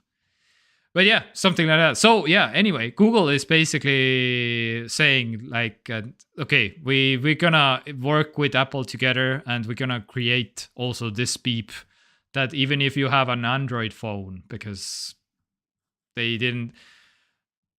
because an iPhone recognized that an AirTag is moving with you for like a completely new AirTag is moving with you for quite some hundreds of kilometers, and now Google is trying to do the same thing because to stop the spread of stalkers and creepy people. Yeah, so that's basically the news. And speaking of Germany, Germany. Okay, I mean this is not maybe tech news, but I don't know. It was in r/technology, so sue me, I guess. Oh yeah, I heard about this. You heard about it, yeah. So Germany's has been launching a 49 euro ticket for basically everything. So I mean, all the local trains, regional trains, buses, metro cards, everything for 49 euros for the whole country. 3 million people have already bought the ticket, which is quite popular. So as if you present a good deal, people will jump on it, I guess. Yeah, so Germany, so this is making some good efforts into like, yeah, maybe you don't need a car if the train tickets are actually reasonably priced. I mean, 50 euros for a train ticket for a month, and you can do every kind of bus, every kind of train that you would want. That sounds pretty good, honestly. Yeah, anyway, so yeah, maybe if we have some trains or something in Estonia at some point, we can have something like this also. But yeah. But the Rail Baltica will take some years to complete. Anywho, yeah, so, and it is a lot, but I mean, yeah, I mean, depends on, but if you account for the prices that have been so far, it's like, I don't know, a day ticket is usually like 10 euros in Germany, so it's like, yeah, 50 euros for a month, not that bad. And yeah, the trains again are pretty, like, I absolutely loved the fact that I could take my bike into the train in Germany, which was like, oh, so good, because there was actual room. So also speaking of like the iPhone and that we talked before about, like, we are watching some videos, what's the latest thing to get, basically, or something. In case you're wondering about the Steam Deck, or if you're like interested in the Steam Deck, then maybe don't, because the ROG Ally is apparently way better. Yes, it's a little bit more a little bit more expensive than the Steam Deck, which is a massive success, by the way, in case you're not familiar with the tech news that much, Michael. Then the ROG Ally is apparently starting at $600 US. And by the way, the Steam Deck sold like 3 million copies, which is like massive for a handheld gaming device console thing. And the ROG Ally is more powerful and way more quieter also, which is the biggest selling point, basically. Those two things. So yeah, and all the tech reviewers are basically like, yep, this is the one to get pretty much right now. So yeah. Okay, interesting. Yeah. No idea, because I'm not into the whole handheld gaming. I mean, I think probably we're looking at some new Steam Deck at some point in the future. Absolutely, yeah. They're oh yeah, Steam Deck 2 is coming. Yeah, sure. But what's but it's not coming soon, I feel like, because I saw like it's not gonna be, definitely not this year. It's maybe next year, maybe. It's just that I feel like Steam Deck is also sort of like definitely like a first gen product. Yeah. So I feel like Steam Deck 2 will be. Well, I'm expecting it to be like a substantial improvement. Yeah, absolutely. But yeah, again, it will take probably years, maybe even so. But yeah, in the meanwhile, if you're considering a Steam Deck, then maybe look at the Asus ROG Ally, which is also like, yeah, all the tech reviewers are pretty hyped about it. So yeah, I don't know. The only complaint really about it is basically like, the Steam Deck feels like more of a console, and the ROG Ally feels more like a handheld Windows tablet kind of thing. So that's one thing that you maybe should look out for, because the Steam Deck is more console-like, because they verify all the games on the Steam Deck. The ROG Ally is just like it's a Windows tablet with some controls. More like. That's the biggest. Again, yeah. It's almost as if having control of the software makes your product more attractive to people. Yeah. Wow. Yeah. It's almost as if Valve is sort of Apple-esque in that sense. Yeah. Would have thought. Yeah. Well. And like now they have a guaranteed market for it, because like, I mean, I guess that depends. I think it'll largely depend on what the next Nintendo console will be. Yeah, the Switch is also a big one. Yeah. Because like conceptually, I'm not like not interested in Steam Deck. It's just that like it sort of has a specific niche. I mean, if I had a large PC library, it would kind of be a no-brainer. I also feel like maybe Sony could benefit greatly from something like this. Yeah. Where you release a handheld and it's like immediately backward compatible with your PlayStation 4 games. You just like log into your PlayStation account, you can just download all of your PlayStation 4 games. Yeah. I think that would be also hugely popular, and I feel like it could be done in handheld format at this point. Yeah. The tech is sort of there. Yeah, the tech is so advanced. Like the new, it's also, this ROG Ally has also like some kind of a new AMD Z1, some kind of a completely custom chip in it, which is like very nice, like actually pretty nice. So that what I've heard so far. So yeah. It's like products like this are great for like locking people into your ecosystem again. Yeah. Not confirming or denying that they're basically going for the Apple gig. Because it would incentivize you. Because if you have a Steam Deck, there is a good chance that you also have a good PC, right? Yeah. And Steam Deck is your console for when you are not like able to use your PC. Yeah. So it would incentivize you to spend money on Steam, buy games, and by extension, I mean, of course, you can play non-Steam games on it as well. Yeah. But again, convenience and sort of like the seamless integration is. And they verify that yes, this is running for. If it's not running correctly, or like they can optimize something to run way smoother on it, or they do some work to make it work on the Steam Deck. But yeah. So portable PlayStation 4 would also be kind of cool. Yeah, when is the? I mean, at this point, I feel like it's kind of a bit late for that, because, I mean, PS5s are available and they already sold like 30 million copies of it.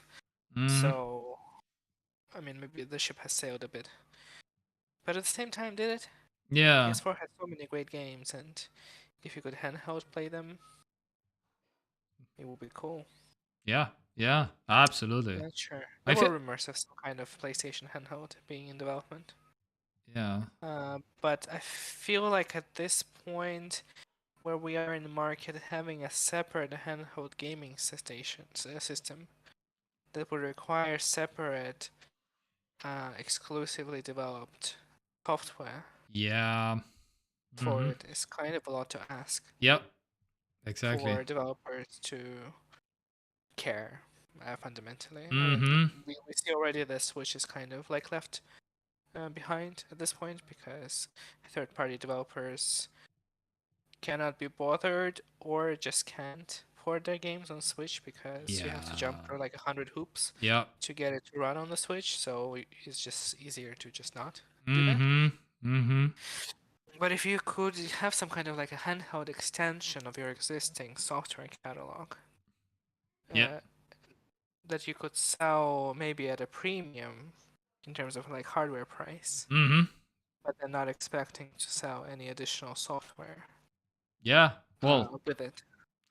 Well, that's the ROG Ally, pretty much that what you're describing, because it runs on Windows and yeah. Yeah, because like Asus doesn't really benefit from anything other than the fact that people spend money on their console, you know. Yeah. Yeah. But for companies like Valve and What Valve makes more sense. Valve is more like you buy your games and your console from us. Yeah. Exactly. Yeah. Exactly. So it just is an additional avenue for people to spend money on the thing. Mm-hmm. Because you can be like, oh, you know, I'm gonna play Cyberpunk 2077 on my PC. And it's like, oh, what is this cute indie game that is like new? Mm-hmm. Oh, well, I can buy it and play it on my Steam Deck, you know? Yeah. And if I really want to, I can then play it on my PC as well when I can. Mm-hmm. So I feel like that makes a lot of sense. Yep. All right. Although it seems kind of crazy because, you know, developing a handheld is a lot of money. Yeah. Resources. Yeah, of course. And R&D. Of course. But then again, you get so much out of it because like Valve prints money basically. Mm-hmm. Because they are. They are doing a lot of things pretty well. Yeah. All right, but let's keep the train moving. Just wanted to show off some tech that is coming in 2 years. Yeah, 2025. Hyundai hopes to start taking orders for the system. So this has been done before, but this is nothing new. But I mean, it's cool still, and I know Melissa would absolutely love this if she could have this in her car. So basically, yeah, the wheels turn like 90 degrees and you can like park like this, which is kind of very nice. I mean, sure. Or you can completely turn where is it? Yeah, turn like this. Very nice. Very easy. Pretty cool. Yeah. Anyway. Cool. Yeah. There's no more difficult parking situations for anyone ever, maybe. That's kind of cool. Again, only one company, but they're like, that's where they're trying to. Another selling point. I don't know how stable this can be, like, because the wheels those are some fragile parts that are constantly getting rattled and stuff, and you're going through some holes and stuff. Anyway, and that's about it from the tech news side, because now it is time for the meme break. So yeah, okay, I need to send you this actually, because this has some audio that I'm letting the people listen, because oh my god. Zeus, where does oh no, wait. Okay. Michelle, where do you live? Aurora. Zeus, where does Michelle live? I was just Michelle. researching. Sorry. Aurora. Yeah, so anyway, also for if Michael is watching, this is apparently okay, I don't want to get copyright striked. It has the Bee Gees behind it, but praise meme bows. Meme bows. Oh yeah, Michael. This is in Denmark. This guy living living in the future. This is this guy living in 2045 or something. What am I looking at? Driving beer around. crate. Yeah, three beer crates apparently in Denmark, and that's how you transport it apparently in Denmark. And looking at the chat for a confirmation, that's how the people in Denmark transport their beer. Is this correct? Or is this? What is he driving? Is it a scooter? Yeah, scooter, e-scooter. Oh, okay. Yeah, and he's just sitting on top of the three beer crates full of beer, and Must be kind of scary to do that. right, like, dude, what the hell? Affirmative, yes, very good. So you heard it here first. All the Danes in Denmark, that's how they apparently transport all their beer. Just Well, get see, it. this exhibit shows perfectly how AI could never, Solve this problem. Yeah.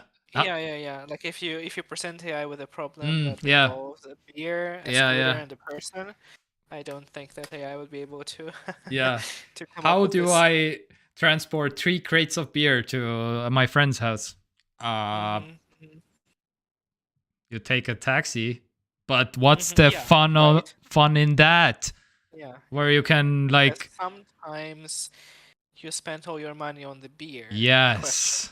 Yes. And taxis probably cost like, I don't know, 50 euros in Denmark or something. So Yeah. yeah, that's just not an option. Waiting for another confirmation. Taxi in Denmark, 50 euros. Yeah, at least 50, right? Yeah, I don't know. Yeah. Or yeah, for that money you can get like, I don't know, only 2 crates of beer, and you show up to the party and then they're like, Exactly. what? It's just not enough. You what? Like, 2 crates of beer? that's like 30 minutes of fun. That's like rookie numbers here. Exactly. What the hell? Anyway, so what's going on in music this week? Ooh. We are in May. Yeah. By the way, Ed Sheeran is releasing. It's a minus sign. The album is called the minus. Well, Ed Sheeran has been doing this type of thing for a long time, because at least I know one album was basically the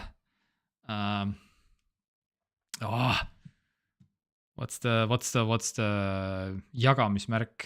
I don't know. Anyway, doesn't matter. Anyway, he's doing the Subtract. The album is called Subtract, and it's written like a minus sign. Anyway, and anyone else? Not really that I know of, but maybe somebody else knows that. Okay, Smashing Pumpkins, I know, which is also an old band. But yeah, my music recommendation of the week is, I don't know, Jack Johnson. This is some smooth, some very nice acoustic tunes. Eurovision is happening next week as well. Yeah, that's also happening. This, yeah. Yeah. Any standouts that you're jamming onto this week, or any favorite songs? Ooh. Or actually is. Or would you like to share with us some tunes?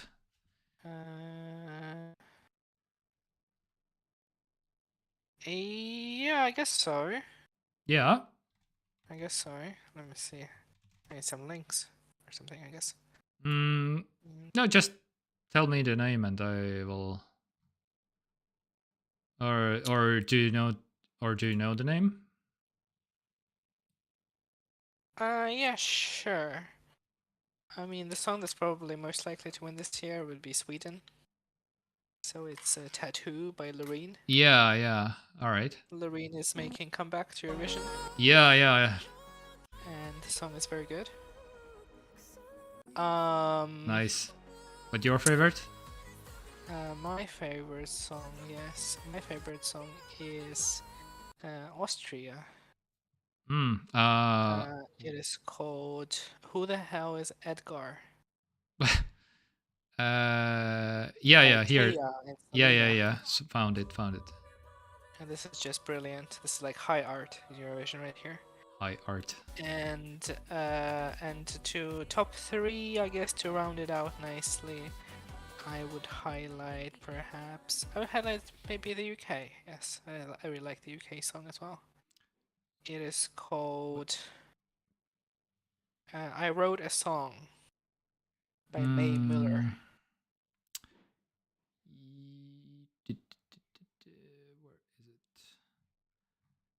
Where is it? Oh, here it is. Yeah, the second. Mae Miller. Okay. Mae Miller. Yeah, but Okay. I'm pretty confident. I mean, we'll see. I guess we'll need to think when we're gonna do the thing next week. But Yeah. I am pretty confident that Sweden is gonna win this year. Yeah. Loreen coming back. It's like the pulp coming back, right? So, yeah. It's gonna be like, what? And it's a really good song as well. And so. she still got, and it's a pretty good song. Yeah, and she's still got it. Yeah. All right. TV shows. What's going on? Yeah, I'm doing Stargate as usual. Are you doing? No, Last of Us you finished. Now you're doing. You mentioned White Lotus, right? And you. Yes, we indeed have started watching White Lotus. Yeah. We watched episode 1.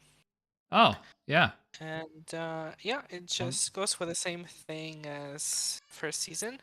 Mm-hmm. So you get some exposition and some character introductions. Yeah.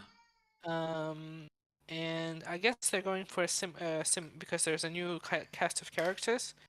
The only 2 characters that are returning for season 2 is Jennifer Coolidge and her now husband. Yeah. But everyone else is new characters, and it takes place in Sicily. Yeah. Okay. So far? Well, the first episode of this season got me a lot more interested. Like I'm a lot more on board. After Okay. the first season, I was kind of like, okay, I wasn't sure what they were going for. Mm-hmm. Maybe because now that I know what they're going for, I kind of was more on board to begin with. So I think the first episode is very good.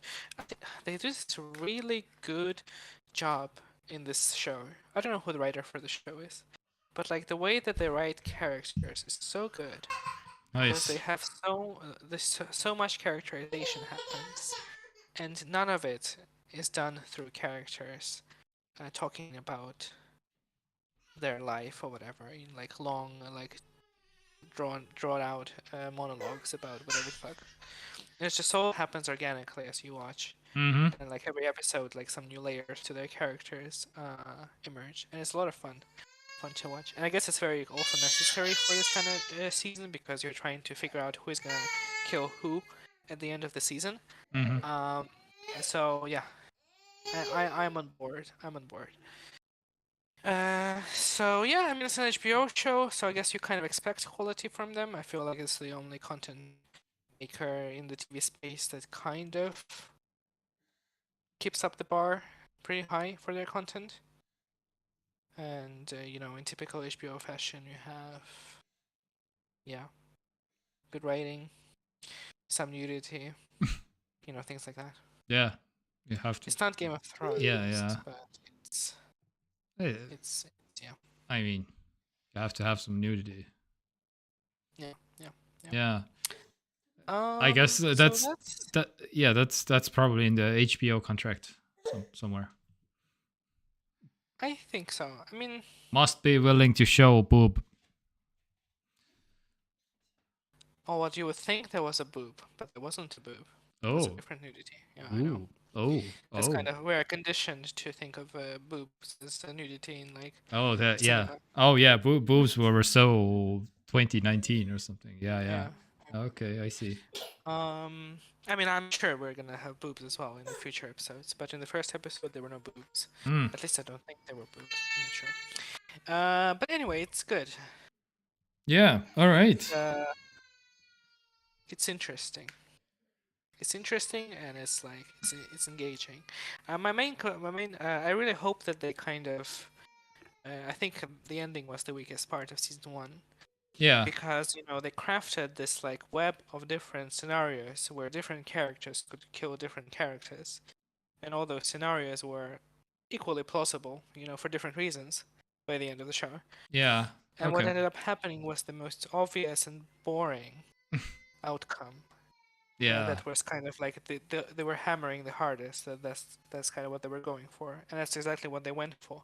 It's just that like the death was kind of random and weird. Yeah. So it wasn't very climactic in that sense.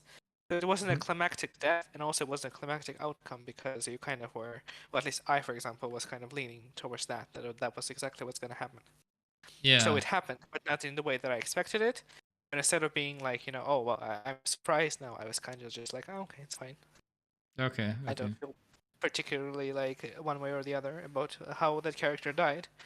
Yeah. So I hope that they improve on that in this season. So far, it's really good. All right. Yes, and I technically watched also one episode of The Mandalorian, and yeah, I mean it's a little bit slowing down in the middle of the season, but it's to be expected, I guess. But yeah, I'm on season episode 5, I think, or something like that, on season 3. But yeah, so and Blood on the Clocktower. Have you played or have you? I haven't played, but I'm still watching. Yeah, I still watching have on a lot of videos left. Yeah. All right. I feel like I'm gonna get over it eventually, but I would still really love to play it somehow at some point in the future in person. Okay. Yeah. It's just hard. The logistics are just so hard. To Yeah. A group of people to congregate in one place. Yeah, I get that. I get that. Yeah. All right. Yeah. How about some games this week? So, actually, Breath Edge is expired 2 hours. Wait, but it's still for free. Yeah. The Wait. new games are. Wait, what? The new games. There was a. Oh no! Oh yeah! It expired. Okay, my bad. Yeah, I needed to. Oh, now we should have new games. Yeah. What's the website again? I forgot. Some game.deals. GG.deals. GG.deals. Yeah, which is my new favorite free game website to check if there is something for free, basically, or heavily discounted, because they do every kind of game site: Epic Game Store, Steam, GOG, Green Man Gaming, Fantastical Game Billet.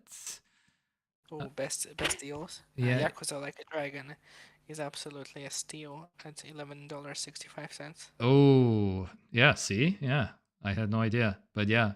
Let me pitch you. Let me pitch you the game. Yes.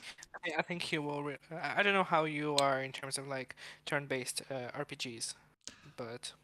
Yeah. I like. The only.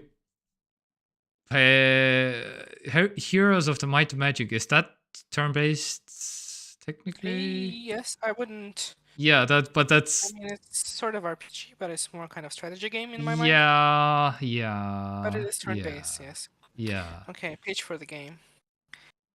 You are a rookie Yakuza. Mm-hmm. Yakuza is the Japanese mafia. Yeah. I knew that. And I don't remember exactly what happens, but basically something happens, and you go to jail. And you spend a very long time in jail because Japanese legal system is insane. So like even if you commit something not so serious, you will just be jailed for like eternity. Mm-hmm. So you go into jail as like basically a teenager. Okay. Or maybe like early 20s, like young adult. Yeah. And then the game starts when you come out of the jail. Yeah. When you are like in your 40s. Okay. And you missed like 20 years of life. And you don't understand what's happening. Yeah. So it's a whole brave new world for you, like smartphones, email, the internet, all Yeah, this stuff. yeah. On top of that, you are kind of a nerd, and you're a huge fan of the Dragon Quest series. Do you know Dragon Quest series? Oh, I think I do not. Dragon It's like a Quest. series of Japanese RPGs, Okay. turn-based, like high fantasy Japanese RPGs. Okay. And so you get involved in a like sort of like criminal drama, basically. That's like the overarching story. You go into you move to a different town, and you get tangled into like 3 competing groups of mafia. Okay. Like a Chinese, a Japanese, and Korean mafia who are like divided the city and trying to control it. Yeah. Trying to like push and pull against each other. So that's it. So the main story of the game is a very serious, like very earnestly like serious stuff. Yeah. But then every piece of side content in the game is complete banana ridiculousness. Like you have so the combat takes place in turns, like a turn-based RPG. Yeah. And the reason why that happens is because the main character is a huge fan of Dragon Quest. So in his mind, in his psyche, that's like how he imagines himself as the hero of an RPG. Yeah. All right. And then you have like random quests, like side stories. And it can be like anything from like a sort of Mario Kart-esque sequence where you actually race actual carts against other people. Okay. To like Nice. bringing milk to a bunch of like middle-aged men who are role-playing like a diaper, like a baby fetish play. Okay. All right. So it's like a juxtaposition of like very earnest crime drama and but it sounds it is ridiculous. To be fair. Yeah. But it all combines in such an amazing way. And yeah, in the trailer you saw a wrecking ball like crane. Yeah. So that's a boss. So you're fighting an actual wrecking ball. Okay. As one of the boss fights. And it all just makes sense on like level that kind of transcends just the video game-ness of it, because it's like, in video games there are sometimes like, okay, well, this is the boss fight that exists, so you don't question it.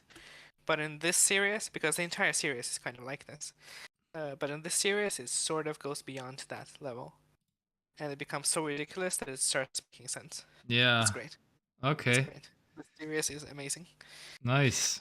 Okay, that's quite the pitch. I love that. Yeah. So 1165. 1150. And of course, it's a massive game. It's like 50 hours at least of content. So there you go. If you are a money to time ratio person, then yeah. A lot of people are. Yeah. All right. How about your gaming? Jedi Survivors. Let me tell you about something. Yeah. So I am rediscovering, not rediscovering, but I mean, I guess in a way, rediscovering the brave new world of PC gaming. Oh yeah, go ahead. On that front, I can tell you that I'm kind of enjoying the new PC. I mean, it's hard not to enjoy because it's like super powerful and runs every game. Mostly. Yeah. It was a little bit spoiled by the fact that Jedi mostly. Survivor. Okay, yeah, okay, that's the mostly part. Yeah. Well, I didn't buy it on PC, but I was aware of what was happening with the PC port, which is apparently terrible. Yeah. And it's to be fair, the rating upgraded from mostly negative to mixed on Steam this week. Excellent. Yes. We're almost there. Yeah. It's still not positive, to be fair. So this is the sequel to the Star Wars game. We talked about it. I recommended you to buy it also when it was like €5, which also was a steal for the amount of content that you get. So this is the sequel. Yeah. And so for context, the PC port of the game is like garbage tier. Basically. Okay, sorry, I have to interject. I saw a monster in this video game that was also in the Mandalorian. Really? No, of course, it's a Star Wars game. I mean, but okay, but he's not the Mandalorian, so. But the monster was exactly the same as in the one of the episodes of Mandalorian. Anyway, But it's canon, so yeah, it's okay. like part of the Star Wars canon. Yeah. I get that, but Anyway, continue, please. So it has a terrible port on PC. Yeah. I understand it probably will be fixed and everything. Mm-hmm. But like the game was delayed multiple times before, so part of me doesn't understand why. Oh. Why? Because it didn't seem like some kind of like symbolic date or anything. If anything, they should have waited until today to release the game. You know. Mm-hmm. If like you were looking for some kind of symbolic moment. Mm-hmm. Well, I can tell you why. No, why? Because electronic farts. No, yeah, sure. But the point is that it was already delayed multiple times. Yeah. And the unfortunate thing is that the game is really good. Like I've been playing it on PS5, which also had a very meh port, or like a very meh version. It already got a first performance patch, and the difference is huge. Like for me personally. Okay. Yeah. And it was like released maybe like a week after the release, so relatively quickly speaking. So that's what makes it even more baffling, because you are gonna fix the game, because I have complete faith in like this developer, because they are good, and the game is good. It's just that you make such a terrible first impression of your game, and like that's so important. I feel like for any kind of media, you know. Yeah. Because people will remember that. People who spend like 70 euros to get it on PC will remember that. I will remember that, even though my experience has been fine. Like it's been okay. I'm playing it on console, but you know, if I spent $70 and bought it on PC, I would have been fuming right now. Yeah. But the point is, the game is really good. It's just that like the extra couple weeks that you could have spent, you know, whatever, fixing it. Yeah. Getting ready for launch. But then you didn't. Very unfortunate. But the game is good. It's it's similar to the first game. Third-person action game, Star Wars, everything. Very entertaining. Huge upgrades visually speaking compared to the first game. Yeah. It's looks really good. It's not available on PS4 and Xbox One anymore. Yeah. And what else? I am playing on console, and I am playing on the quality mode, which has 30 FPS cap. Oh, okay, yeah. Yeah. Okay. And honestly, it's fine. Like if you can lock frame rate to a specific value and keep it there, and honestly, that's like fine. It can be 60, it can be 30, it can be over 60 if you like. Yeah. I mean, when you go beyond 60, it matters less, because anything over 60 is kind of fine, you know, in terms of your perception of like smoothness. Yeah. But still, like a 30 FPS locked game that is stable is. Yeah. To be fair, like also high refresh rate is a nice to have, not like a must have. I feel like also, but. Ooh, have a nice sauna, Michael. Oh, off to the sauna. See you next time. Yeah. Michael, also before you go, maybe what have you been playing? I was kind of wondering also, but if you're off already, then maybe you won't hear this question. Yeah, having high refresh rate is very good. Yeah, I would agree that it's not essential. Once you go past 60 FPS, it's nice to have. I mean, the highest benefit that you get out of high refresh rate isn't even the the frame rate.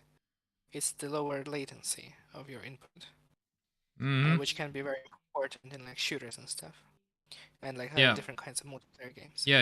So all of that is cool, but like the extra frames is just nice to have. Yeah. It's my experience. Yeah, exactly.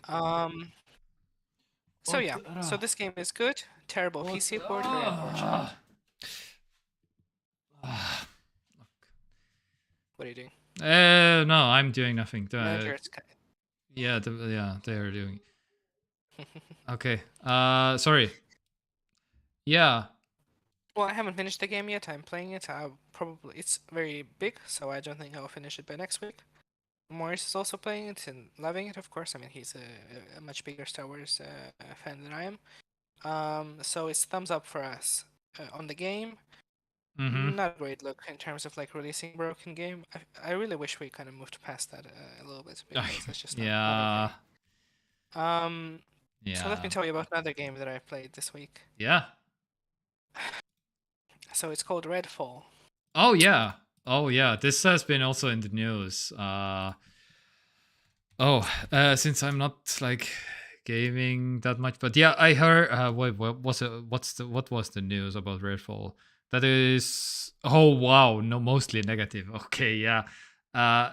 This was also some kind of a that they botched. It's. Wait. Okay, fill me up. I can't remember what the news was about Redfall. But there was some kind of a news also. That is horrible. I don't even know where to start with this game. Okay, everything is bad. I think it's the worst game I've played in the recent memory. Oh wow. Okay. Starting off great, but yeah, mostly negative. So I guess yeah, on Steam. Yeah, it's like the same trajectory as Jedi Survivor, except that like that is a good game that has bad performance, and this game is just bad. So the important thing to know is that it's a Microsoft published game, and it is one of the two big Microsoft releases that are expected this year. Yeah. And for me, for example, a person who has an Xbox, I can tell you that I have not played a single Microsoft published game this generation yet. Like, Okay. there hasn't been a single game that came out from Microsoft that was looking interesting enough for me to try. Yeah. And it's been it's gonna be it's gonna be 2 years. Yeah, it's gonna be it's gonna be 3 years in autumn. Okay. So a long time. Yeah. So what is this game? It's a first-person shooter. Yeah. Which is sort of like a first-person shooter with some like RPG elements, I guess. Yeah. Similar to something like Borderlands, I guess, in the sense that it's like a single-player game, which can be completely played in co-op with up to 4 people, I think. And you have characters who have different abilities. It takes place on an island, which is for whatever reason, I don't know, I haven't played it far enough to know the story because it's so bad. It's occupied by vampires. Yeah. And the reason why I was kind of interested in this game is because I feel like vampires are criminally underrated, like supernatural creature in video games. Okay. It's just, I don't know, for whatever reason. Like, we have 1 million zombie games and like 3 vampire games. Yeah. So I was like, okay, well, maybe this could be cool. And this developer is very good. Yeah. But Or I should say, their previous output was very good. okay. Yeah. So I was like, okay, well, this could be a very interesting game. And yeah. And I mean, it's worse than Pokemon Violet.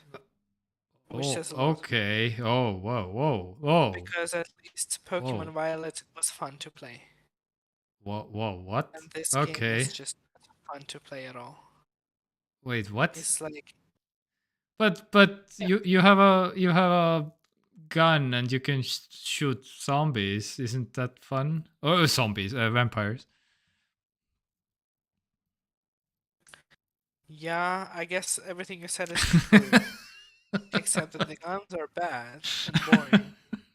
And the vampires have a single attack. Okay. Which can be side-stepped with like a press of a key. Oh, wow. Okay. And so the entire combat system is you fighting either human enemies with guns or vampires without guns. Okay. And if you fight vampires without guns, as I said, they just like they have teleportation abilities. Okay. But this is just for traversal, like for movement. Mm-hmm. But when they are attacking you, they all have a single ability, which is they run at you straight, Okay. and then they sort of like leap and like try to like scratch you. Okay. That's Wow. it. That's the combat. Oh. Which, as I said, can be sidestepped Oh. by just Okay. moving sideways. Wow. So that's the combat with vampires. Wow. And the human combat is they just you get noticed, they raise their guns, and they just basically mostly just stand on the same spot they spotted you on, just like stationary, and occasionally firing guns at you. Yeah. Very poorly. You know, like sometimes in games you would have AI that like completely like wall hacks you basically, and just like completely like glues to you regardless of where you go. Mm-hmm. So you get Yeah. shot by like every bullet that comes out of their gun. Yeah. Yeah. And this Yeah. is like the opposite of that. They have like a Storm. stormtrooper levels of accuracy. Nice. Okay. And also I feel like they don't get paid very much because they don't feel very motivated to even shooting you. They just Ah. sort of like occasionally they shoot once or twice. Yeah. Okay. And that's it. That's the combat. So I mean. and it's like an open world. Mhm. Well, I mean, yes. I mean, same. I you know, as long as like the combat is serviceable, I usually don't mind. Yeah. Not every game can be like Doom Eternal. Yeah. Yeah. Yeah. Yeah. I understand that because it's a shooter game that is shooting, and that's the game. You know, Mhm. that's basically the game. Mm-hmm. So if the combat was bad, Doom Eternal would be a terrible game, right? So if you have a game like this, which is like a narrative-driven, sort of like Mm-hmm. open world, you know, action RPG, there are other things that could be good, Yeah. which would redeem the Yeah. combat. But there is nothing there to redeem anything. Okay. The world is boring and empty. Completely, you know, narratively it makes sense because it's like people are either hiding or dead. So you would expect the town to be largely empty. Yeah. But it's also empty from enemies. So you can spend minutes and minutes and minutes of just walking around town Okay. without even a suggestion of any enemy ahead of you or behind or anywhere. Yeah. Okay. So most of the gameplay is just you going from one quest marker to the next. And then you get there, Oh. and then you'll have to do something. Spoiler alert, probably you'll have to kill something. Yeah. Then Yeah. the mission ends, and then you move on. Yeah. That Then you have sounds. boss fights. Again, vampires typically. Yeah. And the boss fights can be over in like 3 seconds. Okay. Because the bosses largely behave the same as other vampires.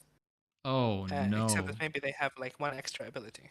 Oh But no. the thing is that like if you have a good gun, because this game has also loot system. Yeah. So if you get lucky and get a good gun dropped, Yeah. you can kill any boss in like 3 seconds. Okay. Wow. So like there's nothing to do.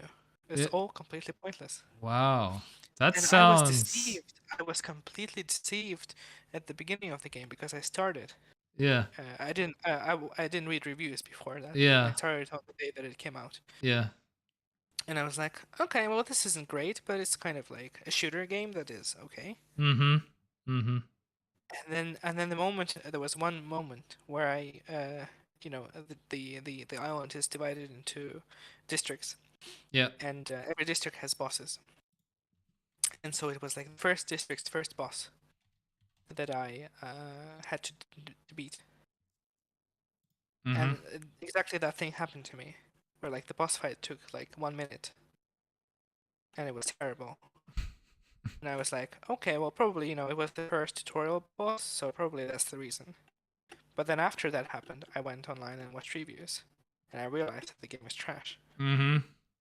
And I watched some YouTube videos about it that show some footage and like what happens later in the game, because like one guy specifically, I occasionally watch his reviews, and he like very accurately showed like what does it feel like playing past that point. Yeah. And I was like, holy shit, like this is actual like garbage tier. And I just deleted the game. Yeah. Okay. Yeah. So that sounds like like a 70 euro game to me. Yeah. 70 euro game, which is thankfully available on Game Pass. Yeah. However, I would discourage people from even downloading this game. Yeah, waste of Because, space.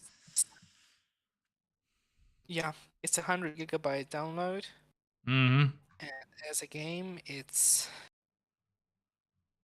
But just okay, but how about the bite back edition for €100? Maybe that. oh, that one's much better. Yeah, I'm sure you should buy that. Oh my god. So yeah. All right. Yeah. Okay. Yeah. I saw. I saw a lot of like some news about Redfall, but I didn't like necessarily didn't care that much to be reading it. But yeah. Okay. So now I know. Fair enough. I also didn't like, I wasn't looking forward to it, Yeah. Yeah. but I like heard that, it's about vampires. I heard who is developing it, and I was like, oh, work. This could be a good game. Mm-hmm. Yeah. And I don't know what happened. Like, maybe like a year from now, we'll have like exposés and like documentaries about what happened with the development in this game. What really happened? But I mean, the most fun you can get out of this game is just watching reviews for it. Yeah. Because Yeah. every review found some interesting way to like completely like roast the game. Yeah. In some way. Oh, this is the. And Yeah. Nice. This is the. it's unfortunate. It's unfortunate, and yeah. Mm-hmm. All right. Is that it for the games for this week? Yeah. All right. I Tears just. of the Kingdom is coming out. Oh yeah, that's yeah. I've been watching some. Okay, I watched one video about it again, and it looks pretty good. I don't know. It's more, it's mostly the character is the same and the controls are the same, but it's more of everything basically that the previous was. Which is not a bad thing, but it's I don't know. But yeah, we'll see. It But feels like they are playing because I feel like the puzzles and physics of the game is the thing that most people found the most fun with. Yeah. Because Breath of the Wild has some issues, such as, for example, completely like bad, I would say, dungeons, which weren't even dungeons really. It was just kind of like a thing. Yeah. Kind of like a shrine but big. Basically what it felt like. Yeah. Again, I mean, they didn't show anything in terms of like that gameplay, but I feel like, I mean, I don't know, but if I had to bet my money on it, I would expect the sequel to have full blown dungeons. Oh. Similar to old games. Yeah. Oh, did you see? What was it? What's the? Can't remember what the story was, but I think Kotaku asked Nintendo to show Tears of the Kingdom. And Nintendo was butthurt that they don't want to leak anything. Wait, what was the story? Yeah, Kotaku leaked all the knowledge that they have about Tears of the Kingdom because they were butthurt because some video got taken down or something from Nintendo. That's just Nintendo being Nintendo. Yeah. Videos. Yeah, because Kotaku got some kind of early access to Tears of the Kingdom, and now they're like, since the video got taken down by Nintendo, and now Kotaku is like butthurt, and they are releasing all the everything that they know about Tears of the Kingdom, basically, something, and they are like, here it is, here is everything we know, and something. I guess we are not working with Nintendo anymore ever or something. Nintendo has been very combative with like people showing stuff. Yeah. It's ironic because their games leak all the time, regardless of who does it. Yeah. I understand on some level Oh, the story's okay. protectiveness. Yeah. A Kotaku senior editor recently complained about being blacklisted by Nintendo of America pre-release coverage. So in retaliation, they decided to publish leaks from Tears of the Kingdom. Okay. Yeah. Okay. Yeah. All right. Anyway, that's the drama, that is going on right now. That I I haven't saw. read any leaks. Yeah, I haven't I really. mean, I understand on some level this protectiveness of like stuff Yeah. because video games are very like experiential. Yeah. Yeah. So discovering something for by yourself Mm-hmm. that something exists in the game or doesn't Yeah.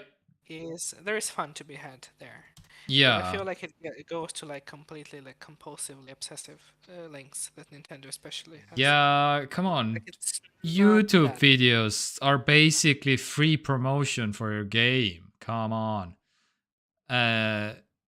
If you show like, but most people are taking like spoilers also seriously. Like, if watch this if you haven't played the game, and well, okay. I mean, I wish was a universe in which one could spoil a Zelda game for me. yeah, okay, However, yeah. I mean, with no prior knowledge, I think the story is as follows: you are a Link.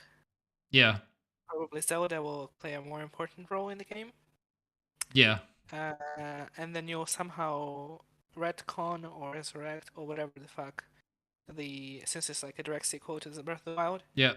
You will somehow like bring back the champions that you sort of meet but not really of the first game. You know those the Goron, the whatever Zora, you know, all those champions. Yeah. And then Ganon will be super buff and powerful. Yeah. And in the end, the power of friendship will, you know, bring all the characters together. And with the Master Sword and the shield and stuff, yeah, you will fight Ganon, and you will defeat Ganon. Yeah. Okay. Great. Yeah. Now you got this video deleted because you spoiled the whole game. Because Nintendo will take this video down now. I did write the game, so there's that. No, but honestly, I mean, if it's not the story of the game, I mean, I'll be the first person to admit it and be like, you know what, Nintendo, you actually, for once, made a good story. But the thing is that like Zelda stories are always the same, basically. Yeah. Sort of like a cyclical regurgitation of the same idea, but like with different art styles and side characters and stuff. But basically, the story is kind of the same all the time. Yeah. You know, something Triforce, something Ganon. Yeah. Something defeat Ganon. Yeah. And I also spoiled since I had never finished Breath of the Wild, which is interesting. I don't know what that is about the game, but I actually played it twice. I started playing it twice, and I always abandoned it before clearing the final dungeon. I'm not sure what issue I have. I think that there's something wrong with me. I don't know. But I basically spoiled the final boss of the game because I wanted to see what it is, because I never actually experienced it. Oh, you watched a video of it or so? Yeah, I just watched what it's like. Okay, yeah. And it's just the same as every other boss in the game. Yeah. Yeah, I mean it's more powerful, but sure. Yeah. I mean it had something different. Yeah, it could climb walls and stuff, and it could fly, I think. Sure, but the same can be said about every other. Yeah. You're right in the they terms had a of different gimmick. Depending on which dungeon, right? You did. Yeah. So all four of them had different thing. Okay. Going for them. My thing was I was trying to beat it and I couldn't do it, and I never. Again, Zelda is basically exactly for Breath of the Wild was exactly like, oh, this was so obvious. Why did I look it up? I should have grinded the game more. But after like, I don't know, 10 tries or something to defeat the final boss, I was like, oh my god, I can't do it. There has to be some kind of a thing that I don't see. Look, sure enough, looked up the video and, oh, I need to use my shield. Ah, okay. And then, yeah. That was my experience, basically. Anyway. But I am very excited because I think there are clear areas of improvement compared to Breath of the Wild. Yeah. And I also think that there were things that Breath of the Wild did very well. Yeah. And one of those things is just the channeling the like spirit of discovery and adventure. Yeah. Which I feel like most open world games just don't have. Yeah. Because everything is sort of just laid out in front of you from beginning. Yeah. So it's the same as like Elden Ring, like Breath of the Wild, they have the same like spirit because like you will not find anything unless you look for it, you know? Yeah. And that's like the point. And I expect that to be the case in the sequel as well. Yeah, hopefully. Yeah. So I hope that they fix the issues and also improve on the things that were already good. Yeah, exactly. Well said. Yeah. And fuck the durability system also. I have a. Oh, I don't. I have maybe a spoiler about the durability system, but I don't know I if. know that it's there, right? I don't. Unless you say it's okay to say, then I won't spoil it. But no, you know what? Don't. We're gonna milk some content out of it. Yeah. Okay. Next week. Fair enough. Next week. All right. Oh yeah, I mean next week is the game is coming out, right? Yeah. 12th of May. Yeah. I won't say. So.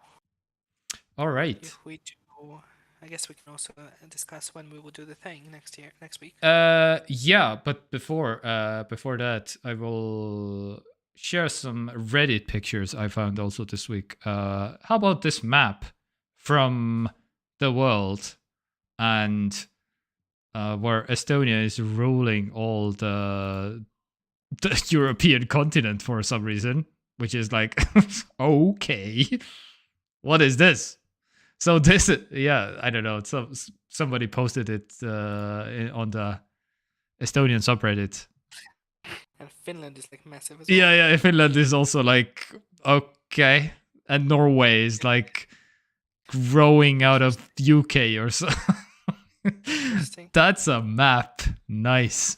So the entire Europe is like controlled by but Estonia and Ukraine, Russia. Yeah. And that's it. That's the Europe. And the Ukraine is also like here somewhere in northern. Wait, what's the? That's also Russia. I don't know.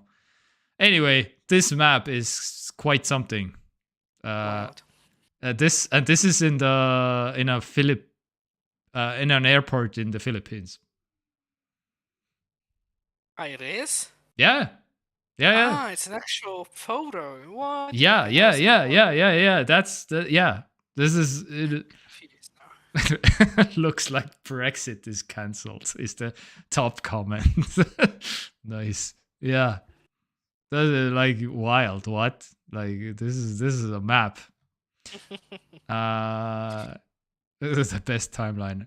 Looks like the Vikings succeeded to conquer Britain. Nice. Yeah, exactly. Oh my god. Norway aren't an EU country either. Yeah. Finland took Estonia clay. Estonia took every clay to prepare a homecoming. Oh my, yeah. Anyway, also this tie for some reason, which is like I don't know who this even is, but this was apparently in the Estonian national news, that this tie is some kind of a crossbreed between like a bow tie and like a regular tie, which is like kind of terrifying and weird at the same time.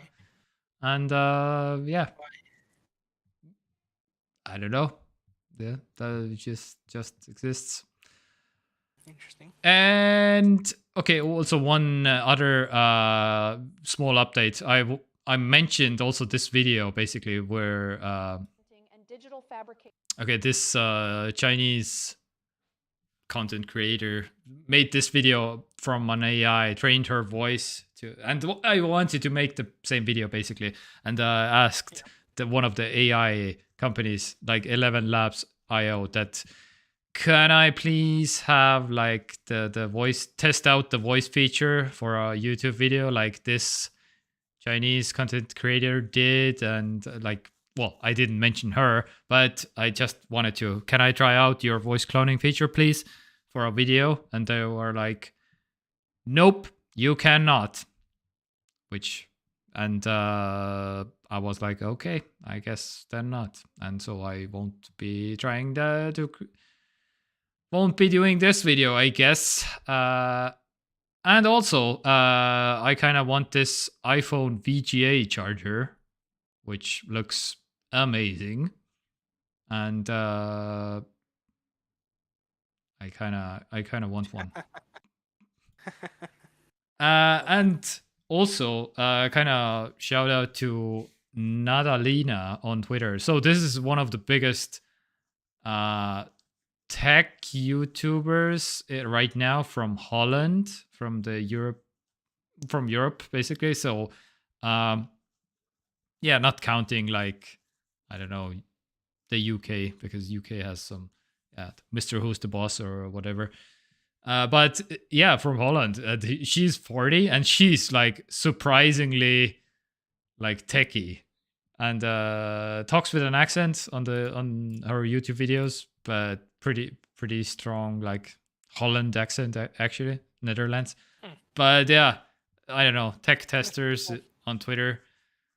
And okay, the only thing I'm mentioning her is like she celebrated her 40th birthday, which is kind of made me think like, okay, wait, when did she start to make like these kinds of tech videos that she makes? And the answer is basically like, I don't know, 5 years ago, which is like, really? Oh, that's cool. Yeah, I mean, like when you're 30, 35, then and that's her channel. Then? Sorry. Tech Testers. Yeah, so I don't know, 230,000 subscribers. I don't know, 300 videos from Holland. Yeah, from Netherlands, and yeah, she's doing like all the graphics cards and all the PC related stuff, and yeah, she knows her shit pretty much. Yeah. And yeah, just funny that just like 35 years old in Holland and like super hardcore knows tech stuff and tries to reviews tech stuff on YouTube. Funny. I don't know. Anyway, cool. That's about it for this week from us. And yeah, next week, when are we planning to do the thing? That's a good question. We have a lot of things to consider. Yeah. So I'm off on Friday, Saturday, and Sunday. Okay. So that's good. Yeah. So we could do a classical Friday stream. Yeah. So this way, I guess, yeah, the only thing is like Tears of the Kingdom was coming out on 12th, so I will have just a very tiny amount of stuff to say about it, which is fine, I guess. Yeah, it's probably going to be a huge game, so I'll be talking about it for weeks. Yeah. And I'll be waiting for the PC port, which is definitely kind of legal, maybe. It's probably gonna happen soon, I'm guessing, if maybe if the history of previous games is anything to go by. That's honestly the best news of the month for me when you said it last time also, like this. I feel I don't think I'm wrong about it. I feel like that's the thing. Yeah, we'll see. They usually have port emulate, you know. Yeah. So yeah. because Saturday, I mean, is Eurovision final, and I will probably be doing stuff. Yeah. Like preparing drinks and snacks for the Yeah. the finale. Nice. So I think Friday evening. Yeah. Yeah. Evening, Sounds good. good. Sounds good. And All people right. will be home and Yeah. stuff. Yeah, exactly. Yeah, we had some people show up this time. All right. Thank you for tuning in, everybody. And see you again on Friday. To keep up with the tech news. And by the way, also wanted to shout out if any of you want to know when we are live, I think the only way to know is to check my Instagram, basically, because that's the only place where I post that. By the way, we're live, blah blah, and the link. So I guess you kind of have to follow me or something to, if you want to know when we're actually live or something. That's the only place where I'm posting it. So yeah. Because yeah, and that's enough for us. Bye everybody. We went a bit late today. Yeah, all right. Bye. Bye. Peace.